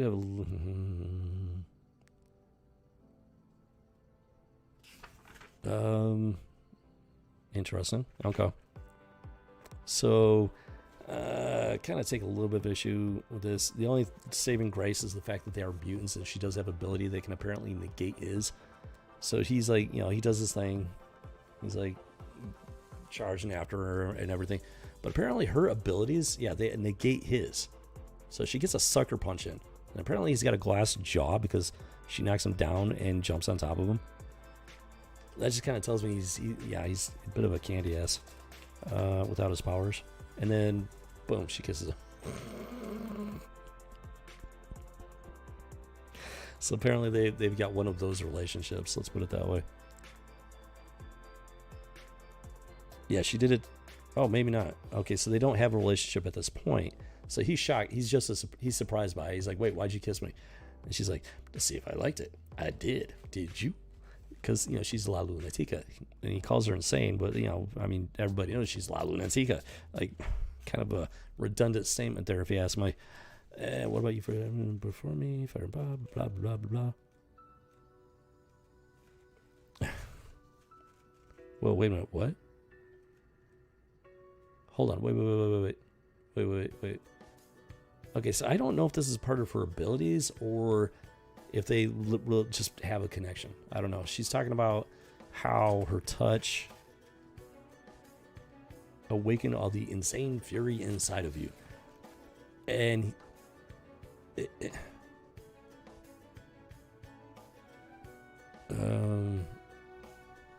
She's talking about let it burn for me, and he's like 24/7 sweet thing, I'm your man. So I don't know if this is part of her abilities or if they really do have some sort of wild, crazy, chaotic, anarchic connection with her abilities or something. I don't know. He all of a sudden, boom, like she sucker punches him. He goes down with the glass jaw, and then she kisses him, and he's like, yeah. And she that's her. She's like using mud to do that to his face with a mud mask or something. I don't know.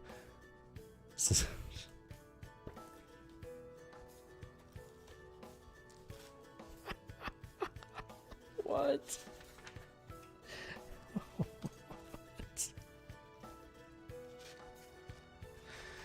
So this guy, what is his name? I can't remember his name.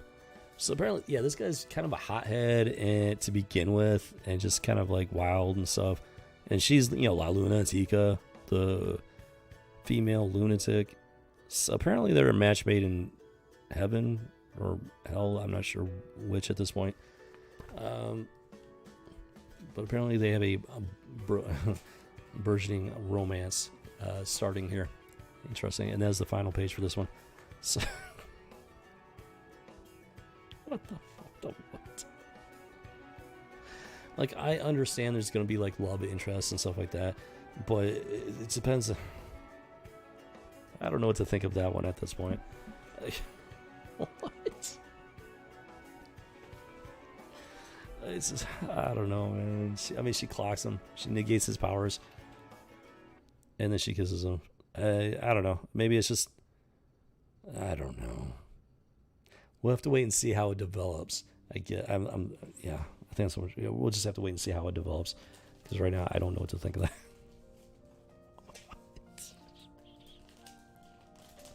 So it seems a tiny bit on the simpy side.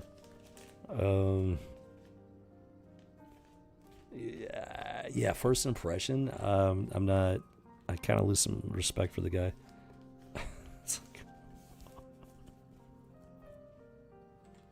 It's kind of just goes to show how just wild, lost, and out of control these two characters are. So there we have it. Boom Chakalaka.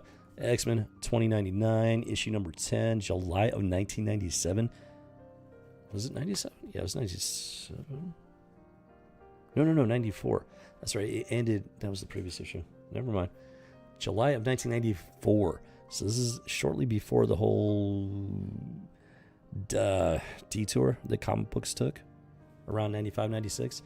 So it's still on the decent side. Now that last scene, there have been hints of the quote-unquote woke stuff.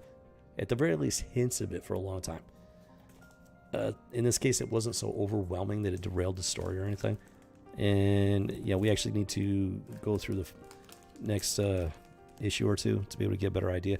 What is going on with this? There we go. Okay. Yeah, boom, chakalaka. And we'll have to wait and see exactly what their plan was with these two characters. Boom, chakalaka. X-Men 2099, bagged and boarded and ready for storage. Not terrible condition. Not near mint, but it's not in like terrible condition at least. There we go. This box is just about done. Jiminy Cricket. There's like a tiny, tiny little bit of room left. This may or may not be the last House of G with this box. I might have to jump over to the next one after this one. Okay, so here we go. X-Men 29, number 11. Let's move it right along. And so this is the next issue, August of 1994. The mystery of the driver. Dun dun dun. That's this guy. Now the scenes from the previous issue, they're starting to make a little more sense. Look like headlights, and then the dude was driving into this thing. Oh, and we start off with, you guessed it, La Lunatica and dude. Crazy dude. What is his name? Give me his name. What is his name? What's his freaking name? Okay, his real name is Timothy Fitzgerald, apparently. But it's not giving us his code name. What is going on? Wait, what is happening with this? What?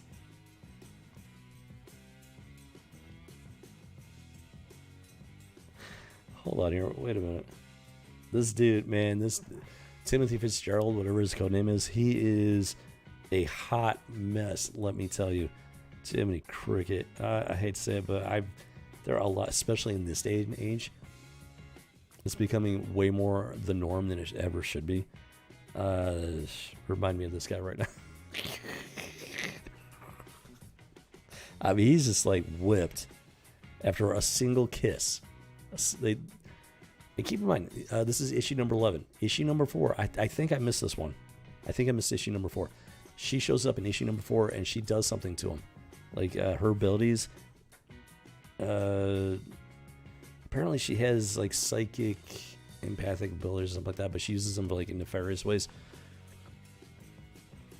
She did something to him in issue number 4 in a dark room. Made him relive the anguish of somebody's death. And and he's saying she did it for her own amusement.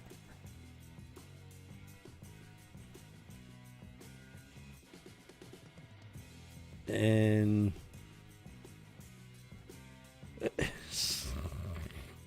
what? This relationship is already starting off on a very poor footing. Let me tell you, I'm speaking from personal experience. Like, dude, oh my gosh. No, dude. Oh man, I kind of feel sorry for this guy, but at the same time I don't, because he's bringing it upon himself at this point.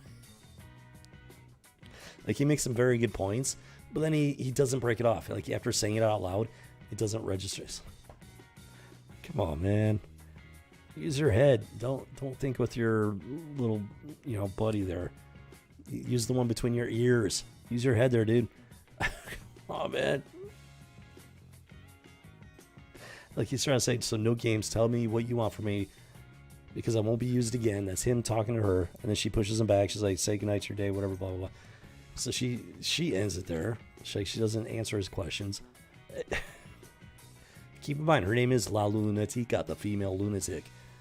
That's the literal translation from Spanish. That's her name. That's so that should give me an idea of what kind of relationship they have. What? And the fact that they're dwelling on it so much is just kind of dreading, like, what exactly we're going to be getting into here. Oh my lord, with this, man. I'm having Twitter flashbacks right now. The stuff I've seen on Twitter. Sims for days. Twitch. Yeah, a lot of that going on with Twitch.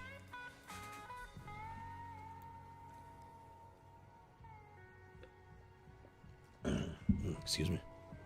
All right, so let's keep going here. Something going on here. Some guys talking in some sort of portal or something. What? I'm not even sure what's going on with that. What? Oh, no. It's not a portal. It's the guy. He's either revealing his true self, or he's projecting like a hallucinogenic image or something. I don't know which. What? Wait a minute. Wait. What? Wait.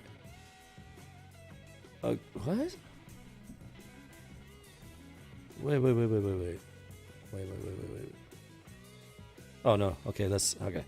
So yeah, this is what he's looking like at the start. He looks like a gumshoe, just old school detective, and then he transforms into this demonic looking dude. I don't know what is up with that. At this point, I'm just as confused as you are, unless you happen to know what's going on with him. And then it cuts to the X-Men and whatnot, and they're doing their thing. Yeah, I really need to sit down and read these cover to cover one of these days soon. Just gotta make the time. It's been a long time.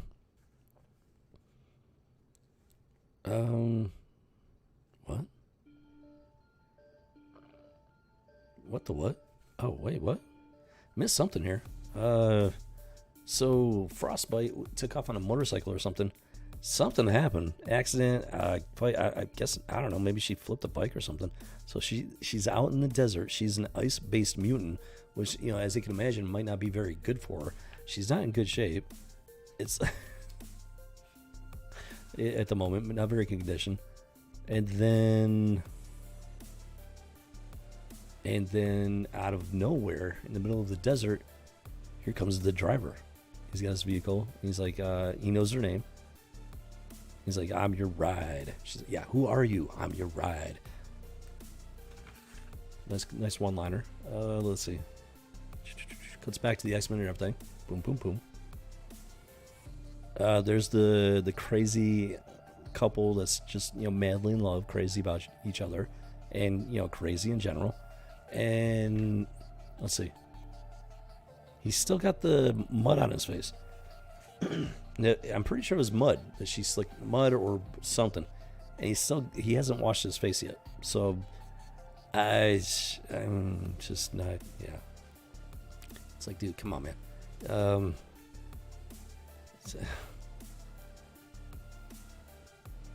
It's kind of questioning. Yeah, very much questioning his stability right there. It's like. They both proven to be a bit on the unstable side. Let's put it that way. And wait a minute. Wait. Hold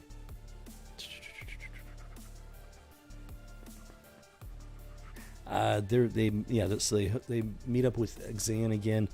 Apparently, he's not questioning it. He's not too curious about it, I guess. I'd be at least raising an eyebrow or something. But hey, okay. Now I will say this: she would appear to be a bit taller than him. So it's like, you go, boy. You go with your bad self. And yep, they're there. They're getting all hot and heavy in public.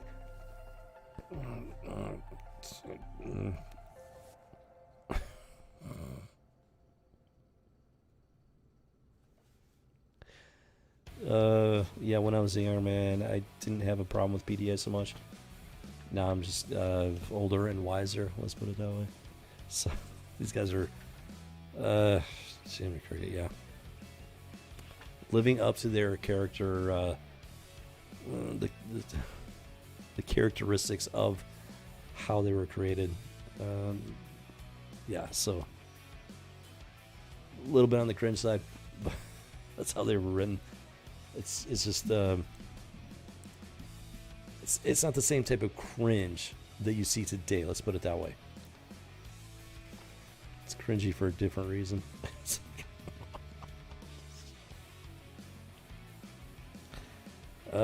Wait.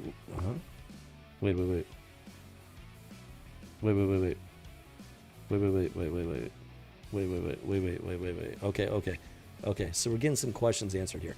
See, the driver has frostbite. He's put her in the machine that the other guy was in.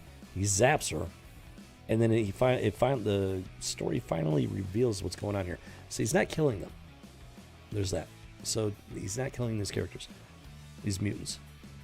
He's troning them. He's doing the Tron thing. He's turning them into computer code, storing them in databanks for their own protection. He's doing the Tron thing. Wow. Okay. And he's convinced himself that he's keeping them safe as a computer code in his databanks. Fascinating. Okay. Interesting. Now keep in mind, 29.9 in this year in this universe, mutants have been largely wiped out. There's not a lot of them left compared to what there was. And oh, hello. Okay, so it cuts to the happy couple in love, and there's Junkpile. He pops up. Hey, surprise! Oh wait, no. Well, yeah, he's basically surprise. Or hello, meat. That's his. Okay. Because I guess he's mostly metal, mostly machine. Junkpile, and then Fitzgerald. Apparently, Fitzgerald doesn't have a code name. Okay. And oh, so this Junkpile dude killed a friend of his named Serpentina. Yeah, so he had a friend named Serpentina. Junkpile killed her, so he just goes on the offensive. Can't really blame him there. can't really blame him there. If some murderous psychopath killed somebody I knew like that and just popped up out of nowhere, hopefully your natural instincts are going to be, jumping on the defense, which might in this case be the offense. Let's see here. So Junk Pile does make a point here. He makes a point. Let me. Some grease paint on your face don't change nothing, mate. You're still a little boy pretending to be a man. I can't really disagree with his assessment at this point. So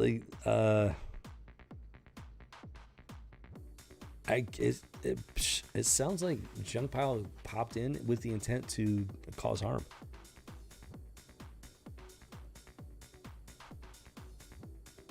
Oh, wait a minute. Hold on.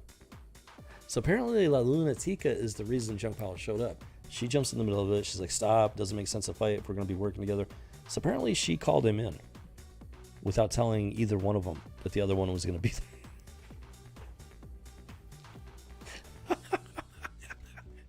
As you might expect from someone named La Lunatica, the female lunatic. Exactly the type of situation that she would perpetuate.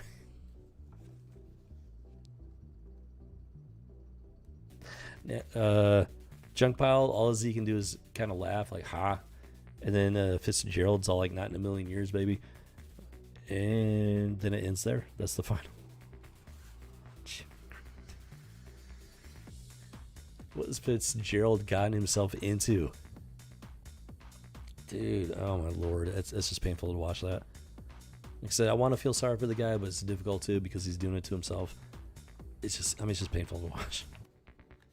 And then you got this driver dude who's coming out of nowhere, and he's trying to save mutants by turning them into Tron-style programming. Interesting to say the least. And Xeon, he's clearly some sort of a mental basket.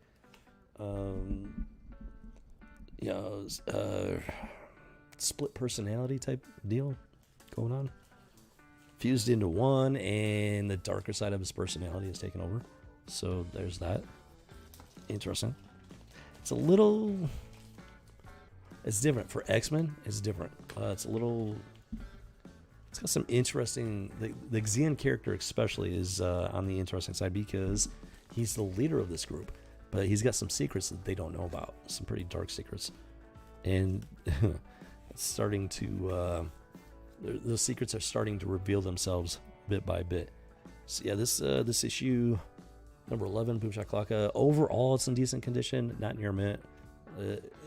Unfortunate. This upper right corner here, it's something going on.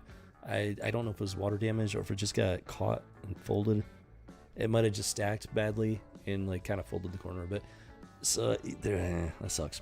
Really sucks. But yeah, I'm still grateful to have it. The bottom right corner is a little bit funky. It's in decent condition.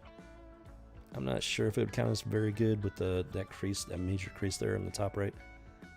But it could be worse. It could definitely be worse. But we're definitely going to be taking steps here to hopefully keep it from getting worse. Keep it as good as possible at this point. Boom Shakalaka slides in as smooth as butter. Boom. Tasty, tasty, slick, smooth butter. Boom Shakalaka. There we go. So we got X-Men number 11. Was it August? August of 1994. The Mystery of the Driver. So this guy comes out of nowhere. Dystopian future 2099. Mutants have been largely wiped out for the most part.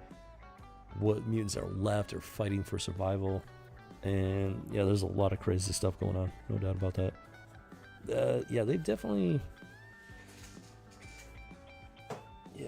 took a different. It's definitely based heavily on the main X-Men in the modern present time frame, where mutants are persecuted and everything. Something went really bad for them, very bad. So they're playing very heavily on that, and they're doing some stuff with this title that they probably wouldn't have done with the main title. little bit of a mixed bag, but it's not bad overall. I enjoyed it back then, and I'm still enjoying it. And there are a couple of things that kind of raise some question marks, but nothing too over the top at least. It's still enjoyable. That's the key thing. Let's see. All right, so now we got X-Men 2099, number 12. Hoodoggy. Yeah, so not many of the titles issues that we've gone through so far have been this sequential, so this is pretty cool. I actually get to go one after the other. I do have some stuff that is sequential, but it's already bagged and boarded, and we haven't had a chance to go through it yet. So this is our first time really being able to do this. So it's pretty cool. So we got Skullfire. That's his name, Skullfire. Timothy Fitzgerald. His mute name is Skullfire, which makes sense because when he activates it, you can see a skeleton, particularly a skull.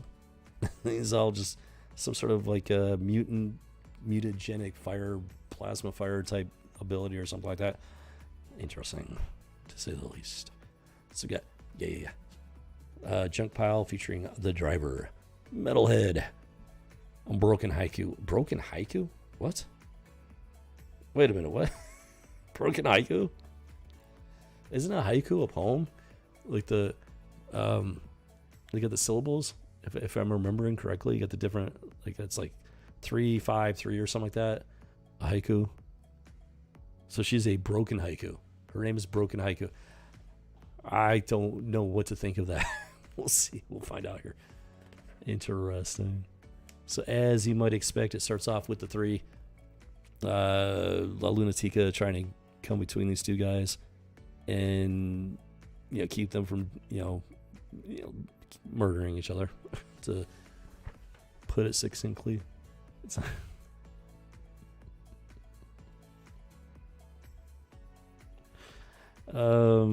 There's definitely no love lost between these two, especially considering the fact that Junk Pile did kill Skullfire's friend, Serpentina, and she's they don't want to work together. They don't want to get along. They want to just beat each other down into a smear.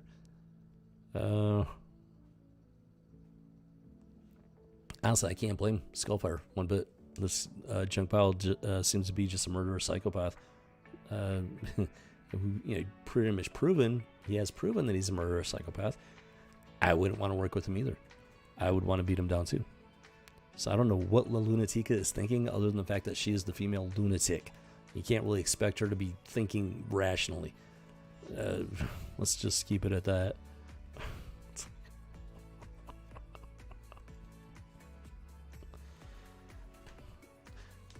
Oh my gosh. Oh, it's Jimmy Craig here. Okay, so let's get into it. Boom chakalaka.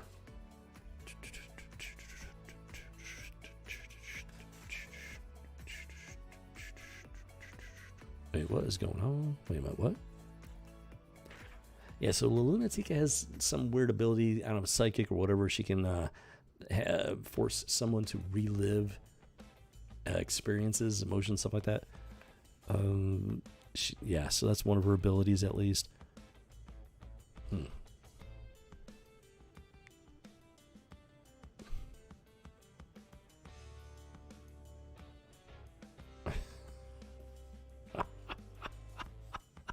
So you got this nice random thing where these two they've done some damage. Because it's Skullfire, he immediately just blasted the dude, caused some damage. So the security guard pops up.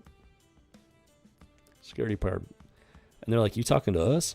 He's like, "Merchants Association doesn't pay me enough for this." He walks up. Can't really blame him. Nice little bit of levity there to break up the tension. Nice, not too bad. Nicely done.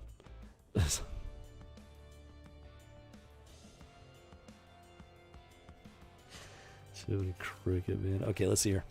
So yeah, they're reminiscing about something, about how they met or something like that. And then what is this? What the what? What the what?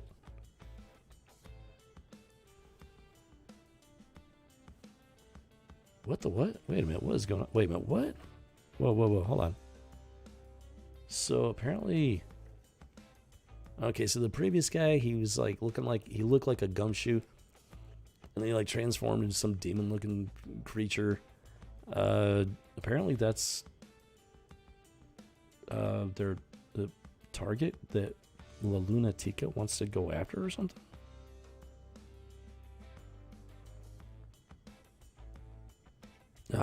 Because then they're having a conversation here. They're in this bar or whatever, and she's talking about this guy. And not just him, the guy. There's like, that is like a Harley Quinn looking character on steroids, like really dark and demonic steroids. And there's actually 3 of them.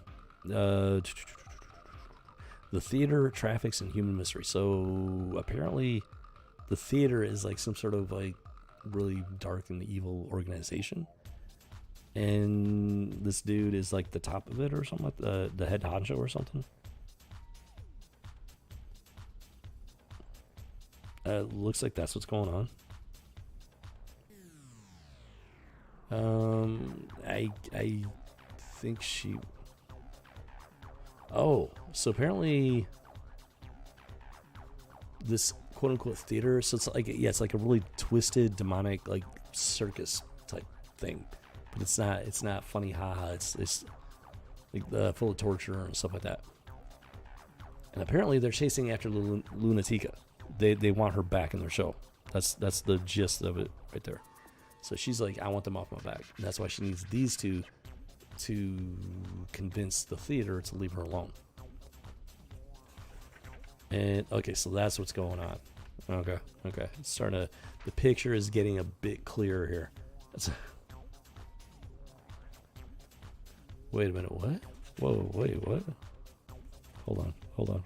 Did I miss something? No. It cuts away. Boom. And then it cuts to this. Not sure what's going on. So I think that's Zion. I don't know if this is like a psychic thing or what. He's like, haiku. So apparently he recognizes whatever's going on. And it turns out to be this, what? This is weird. So you got this golden skinned chick, barely any quote unquote clothing, popping a very interesting image to say the least. I don't know who she is. I don't know what's up with her. Her name is Haiku, and on the cover it refers to her as Broken Haiku. So I'm not sure. I hate cyber sim. Apparently this is a cyber thing, like internet, cyberspace, matrix type of interaction.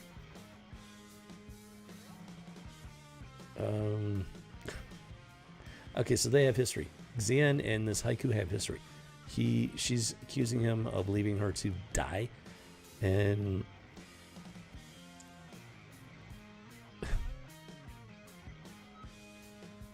yeah, so they have history. Let's put it that way. Yeah, lots of history. So many keywords in this issue. Yeah, there's the good stories have a lot going on. So sometimes a simple story makes for a pretty good story. But yeah, with this stuff, yeah, this one's there's a lot going on here. No doubt about that.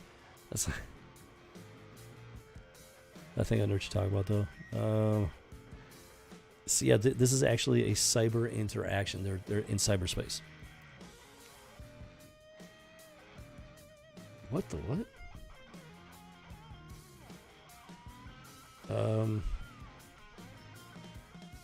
So apparently, yeah, they know each other from way back. She accuses him of leaving her to die, but she helps him out anyways. They hash things out a little bit. Interesting. He jacks out of the internet, and I don't know who that is right there. I have no idea who's on the table there. Doesn't really say.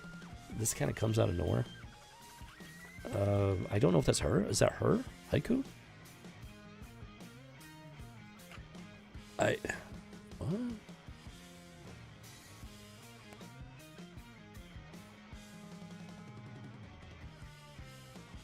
See, I don't know if she's... I'm assuming she's a mutant.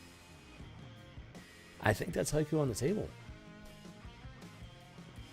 I think that's her physical form on the table, and then she's completely withdrawn into this cyberspace type reality realm.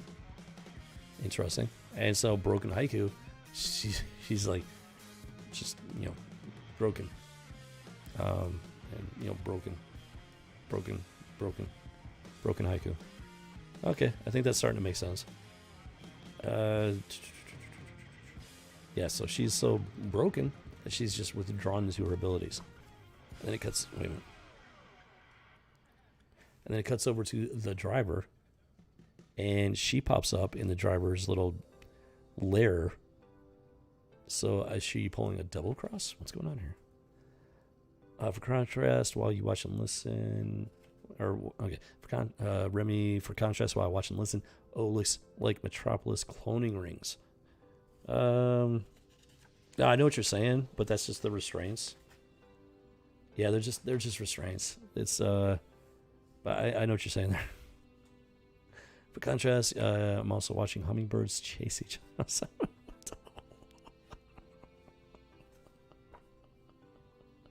You got distracted by the image of the guy on the table. Hummingbirds do sound pretty nice though. They're fun little critters. Fascinating birds. Speaking as a biologist, really cool. I love them. Yeah, they're really cool. Boom shakalaka. No, yeah, this is the guy on the table. Well, that's Haiku, female. That is a interesting image, like because it comes out of nowhere. Like I don't even remember the previous page where they Xian's supposed to be like talking to this person. I don't even know if they showed it. I might have skipped right over it, maybe. Nah, they don't even show that. At least not in this issue. I don't remember it from the last issue either. It just came out. It came out of nowhere. So yes, it's a very interesting. Like, wait a minute, what is going on here? It's hummingbirds equal harbinger of war. I've never heard that one. I just think they're cool little birds. Boom shakalaka. Let's see. Yeah, so he's not welcome there. Xian. Yeah, so then Haiku breaks into the driver's computer system. And it cuts off there. So the question is she about to do a double cross? Or is she maybe like feeding him information? Maybe she's working with the guy. Very curious, actually. Boom. And then it cuts to Henrietta, Texas. Not sure what's going on here. Group of them, Metalhead. I think those are the, what are they called? The super villain group. Yeah, there's the dude that fractures people, turns them to glass and like shatters them or something like that. I don't think they're supposed to be good people. They're not good, as far as I know. Yeah, it's kind of cutting all over the place.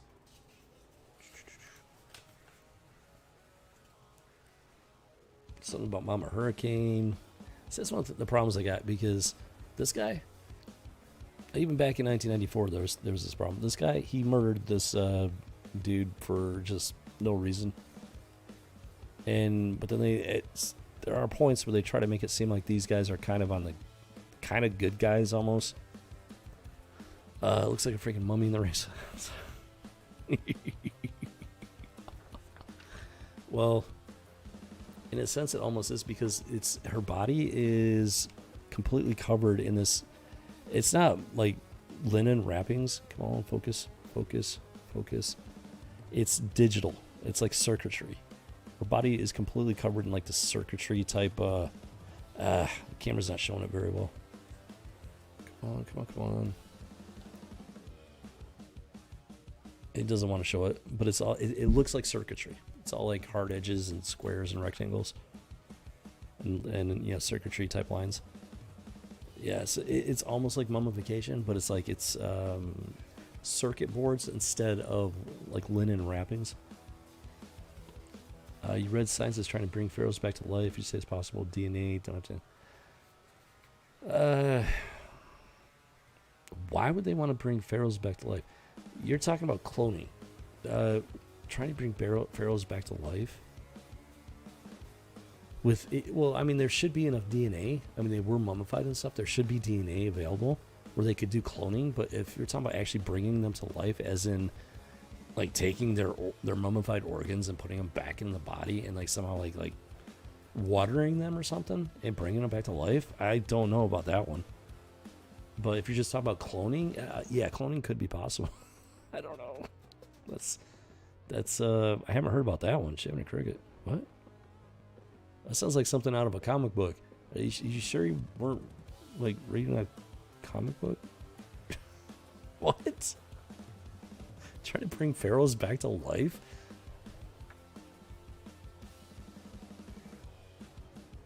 Digital cloaking, oh my circuits, it's worse. That may have answered the question.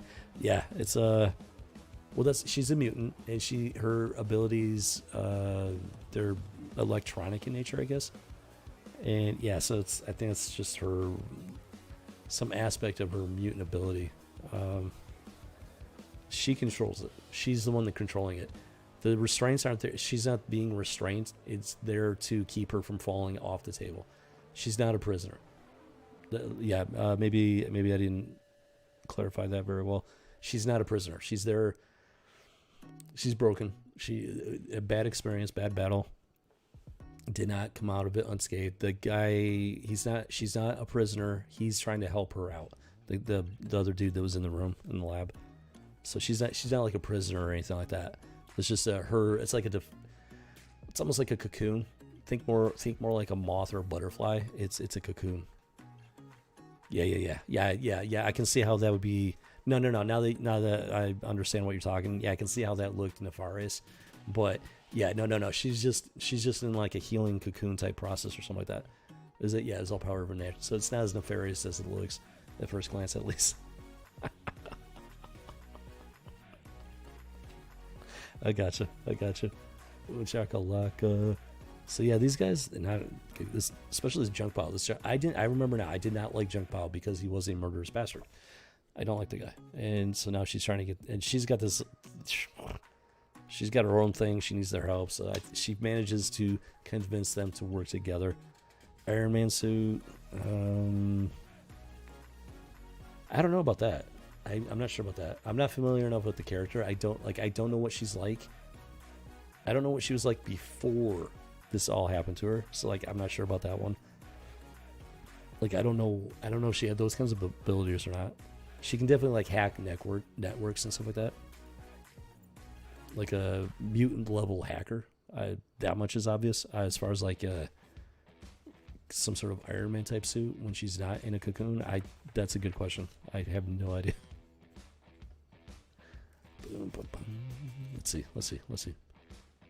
Yeah, so they're in this bar, and then the dude shows up.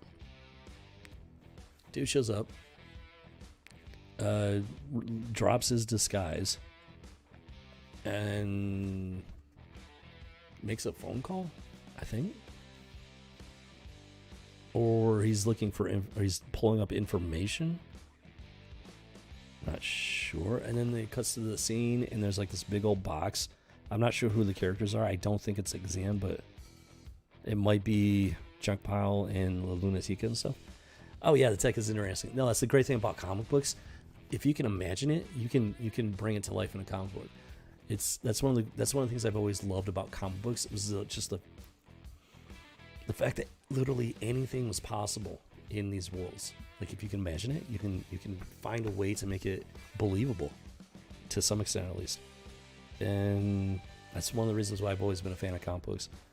Wait a minute. Yeah, no. Okay, so yeah, we got this weird box. Okay, so it's Xeon, La Lunatica, Skullfire, and Junk Pile. They come across this box, and they're trying to get inside. So they're all trying their different abilities, trying to break into this thing. And then Xeon has a molecular disruption ability, and that's how they finally get inside. So there's some sort of lab type thing. I think this might be the driver's hangout, maybe. I think this. Yeah. And okay, so Broken Haiku did in fact tip off the driver rather, that these guys were showing up. Because, boom, they get inside and they're trapped. They fell into an ambush. Oops, didn't see that coming. So, yeah. We know what the driver likes to do to mutants. So, yeah, they figure out, Xenon figures out pretty quick that Haiku tipped him off. And he, the driver admits it. He's like, yeah, the woman, she, rang me up, give me a phone call. Looks like CERN. Well, don't keep in mind these are comic books. It's not always, a lab is a lab. CERN is one of the arguably the most advanced labs on the planet. So, they might look like, and comic books draw heavily from, a good comic book is going to draw heavily from real life. So don't try to read too much into it. It just might be where somebody saw something and they drew inspiration from it. So it's not necessarily anything sinister going on. It's just art imitates life, and that's always been the truth about comic books, and stuff like that. Not just comic books, movies, television, you name it. It's always been a part of it. So I'm not seeing anything sinister with this. It's just high technology. We're talking about 2099, the year 2099, which we're closer to it now than we were before, but it's still pretty long ways away. So boom chakalaka, and so boom. They fall into the ambush. The driver's got them trapped, and that's the end of this issue. Boom. What's going to happen to these guys? I don't know. Overall, the condition's not terrible, except that I just noticed there is a rip. Oh, that sucks. Yeah, the binding is ripped on the very bottom here, below the bottom staple. I don't know if you can really see that. I don't think it's showing it very well. Yeah, that sucks. That's the worst right there. I can deal with like a bent corner or something like that, but when the binding is ripped, that's bad. Ooh, that is bad. That sucks. But all in all, not a bad issue. There's definitely some Whiskey Tango Foxtrot type stuff going on, but I mean it's entertaining. I think at this point, let's see, 94, 95. Yeah, my life took a turn. Palmer Ford Particle Collider, was it around back then? Time to research. Probably. Particle Colliders have been around a long time, so I would think so. But I mean, like I said, I don't think there's any kind of like sinister connection or anything like that. It's just this isn't dealing with a particle collider. It's just this guy's his hideout, his lab. It's dealing with futuristic technology that doesn't exist, and so that's it. That's it for that particular issue. X-Men 2099, issue number 12, September of 1994. September. Oh, you know what? Hold on. Wait a minute. 90. No, that was later. 94. Yeah. That was a pretty kind of a chaotic time in my life.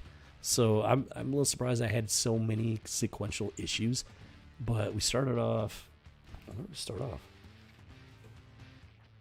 Number 8, number 6. Start off number 6. I could have sworn I had more before that. Maybe they're somewhere else in my collection, possibly. So at the very least, 6 through 12. I missed one of them, like 9 or something like that. So 11, 10. That's flashback. 9, 8. No, 7. 7. So we got 6 through 12 minus issue number 7. So it's not too bad. I want to say I've got some more maybe in my collection somewhere. 1994. So around 95, 96, comic books took a weird turn.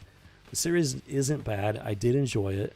It was a nice little X-Men fix that was outside of the main X-Men, title, continuity and stuff like that. It was a fun read.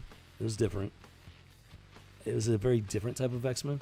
It was not like the modern, Professor X stuff at all. In many ways, it was just the real connection was in name only. Now, at some point, this went on for 3 years. This is issue number 12. So this is like the end of the first year of the run. As stuff could have happened in the second and third year that made a more direct connection to the modern X-Men, I got no idea. I'd have to pick those up and read them and find out, which I would not mind doing. Like, it's enjoyable enough to where, I would actually not mind picking up some back issues on this. So, X-Men 2099. Interesting experiment in terms of exploring alternate versions of these titles, it wasn't bad. And some of it was a bit on the nose with the copy and paste. And there is that is the danger of doing something like that. Is so easy to be lazy with it.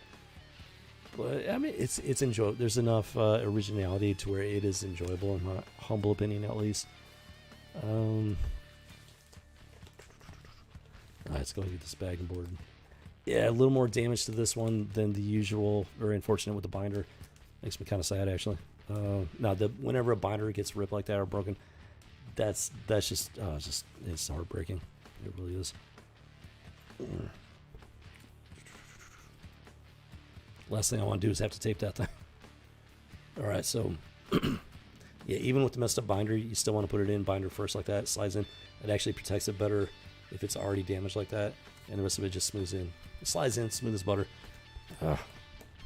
It's mildly dyslexic. When I try to say slides, I end up saying smooth first instead. It's that dyslexia thing. Just kind of embarrassing, but hey, what are you going to do? X-Men 29.9, number 12. Boom, boom. This was a busy issue. This had a lot going on. The story's developing. It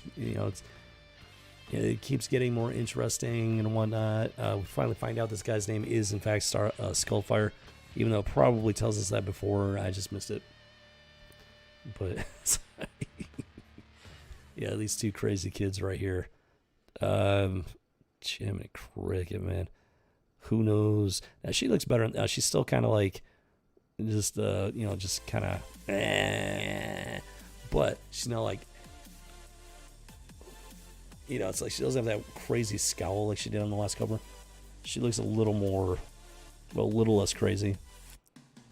And that's, being, yes, relatively speaking, a little less crazy.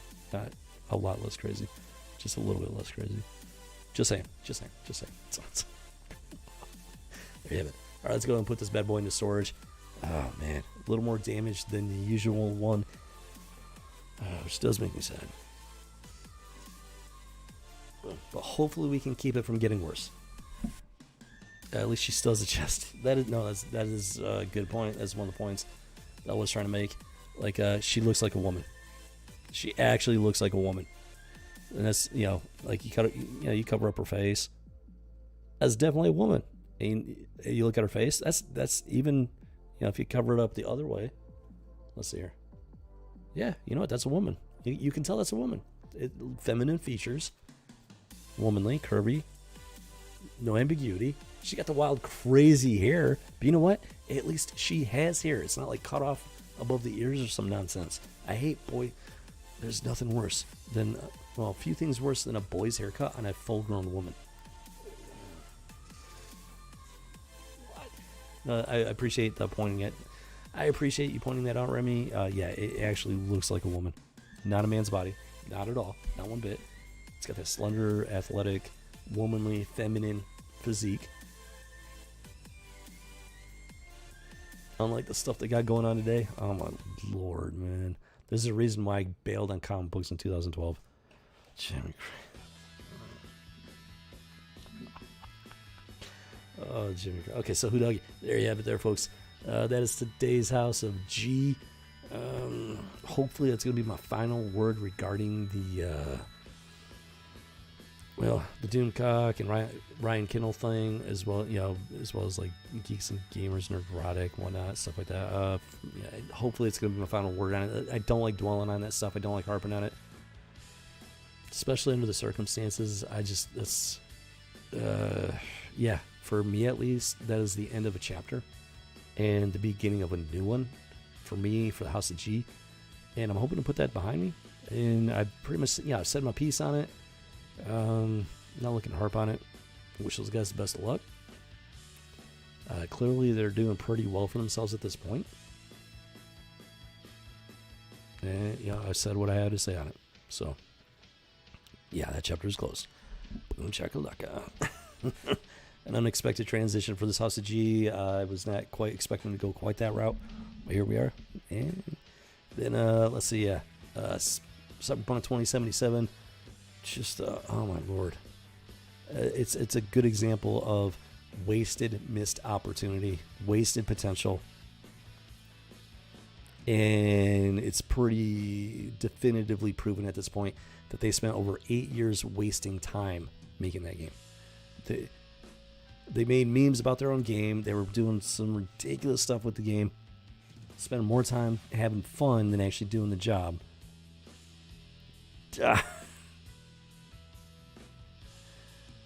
Having my own channels, that would never fly. Like I'm all for taking a break, having a good laugh, having a good time. But when it gets down to doing the job, it's time to do the job.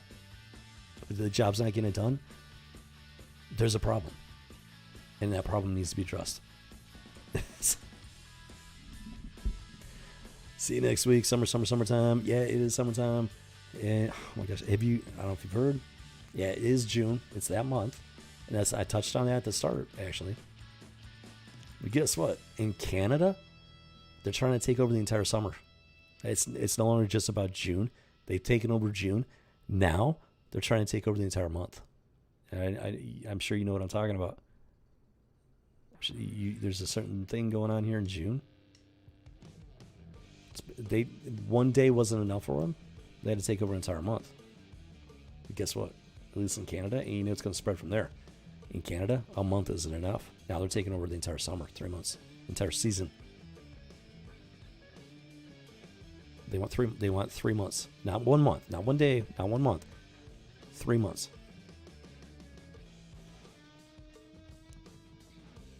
Just thought I'd throw that out there. Because why not? Yeah, summertime. Hopefully, yeah, have a great summer there. Have some fun. It's not quite officially summer yet, right? I think it's actually, it changes every year, doesn't it? But yeah, we're pretty much there. So, doggy. Yeah, I hope you guys have a great summer, and we'll keep rocking and rolling here on the House of G. Yeah, went diving back into the comic books. Got the flashback series, which was honestly kind of on the boring side, and then X-Men 2099. It was a fun enough series. I enjoyed it for what it was. It wasn't anything groundbreaking. Was definitely not on the level of the original X-Men, but it was a fun read. Went for 3 years, which means that it ended in 97, which is questionable timing because that was a year after comic books in general, Marvel and DC in particular, took a weird turn. 95, 96 took a weird turn. In 97, this one gets canceled. It's got me raising an eyebrow, asking some questions here. Might have to take a look at that one at some point. That'd be great if I can find the time to do some research. That would be nice. So yeah, if you enjoy the channel, feel free to hit that subscribe button, hit that like if you could, share. I really appreciate it. It helps us out. Oh man, there's just so much going on. If you'd like to just see more of the fun side of Rebel Squadron and everything, hit me up over there. Rebel Squadron is my main channel. Focus primarily on just trying to entertain people, have fun, gaming. Right now it's primarily through gaming, and yeah, just trying to have a good time over there. So if you are interested, check out my main channel, and I try to minimize the commentary and stuff over there. So, yeah, I'm trying to make that one my fun channel. Let's put it that way. Good doggy. And so if I don't see you over on Rebel Squadron, I'll see you next Monday. And I hope your summer is kicking off. Doomcock on the brain with the G&G and all that. Well, I hope you're kicking off your summer good there. And good doggy. All right, I think we're going to go ahead and wrap this one up. All right, it's been an interesting one to say the least. The end of a chapter for end of an era for me, for my channel. Saying goodbye to, well, I can't really call them old friends, but they definitely had an influence on me and my channels. Let's put it that way. So, yeah, that's where we're at right now. All right. So you have yourself a fantastic Monday, what's left of it. Hopefully, this helps to kick it off right. Kind of take out some of the Monday blues and everything. kind of why I picked Monday for this one. It helps me. I hope it helps me get through, get the weekend kicked off and everything. So hopefully it helps you as much as it helps me. Let's just put it that way. Who doggy? So yeah, have yourself a fantastic Monday and a fantastic rest of your week. If I don't see you on Rebel Squadron, I stream 3 times a week: Wednesday, Friday, and Saturday. Wednesday is my rewind day, Rebel Squadron Rewind. Focus primarily on retro gaming. Friday and Saturday, I'm kind of getting into some Fortnite on Fridays. I'm debating whether or not to make it a permanent Friday night Fortnite. And then Saturday I play a little more modern stuff, a lot of Nintendo Switch, and just trying to have fun, trying to have a good time, get back into some legitimate escapism, find the fun in pop culture. As far as Rebel Squadron, primarily gaming. I'm working on stuff over there, Dick. You don't even know. You got no idea the plans I got, and I'm working on it, trying to make it a reality. It's gonna take time, gonna take resources. The faster I grow, the more I'm able to build those resources and get this stuff going even faster and bigger. So yeah. So there you have it. All right, have yourself a fantastic week. And this has been another House of G.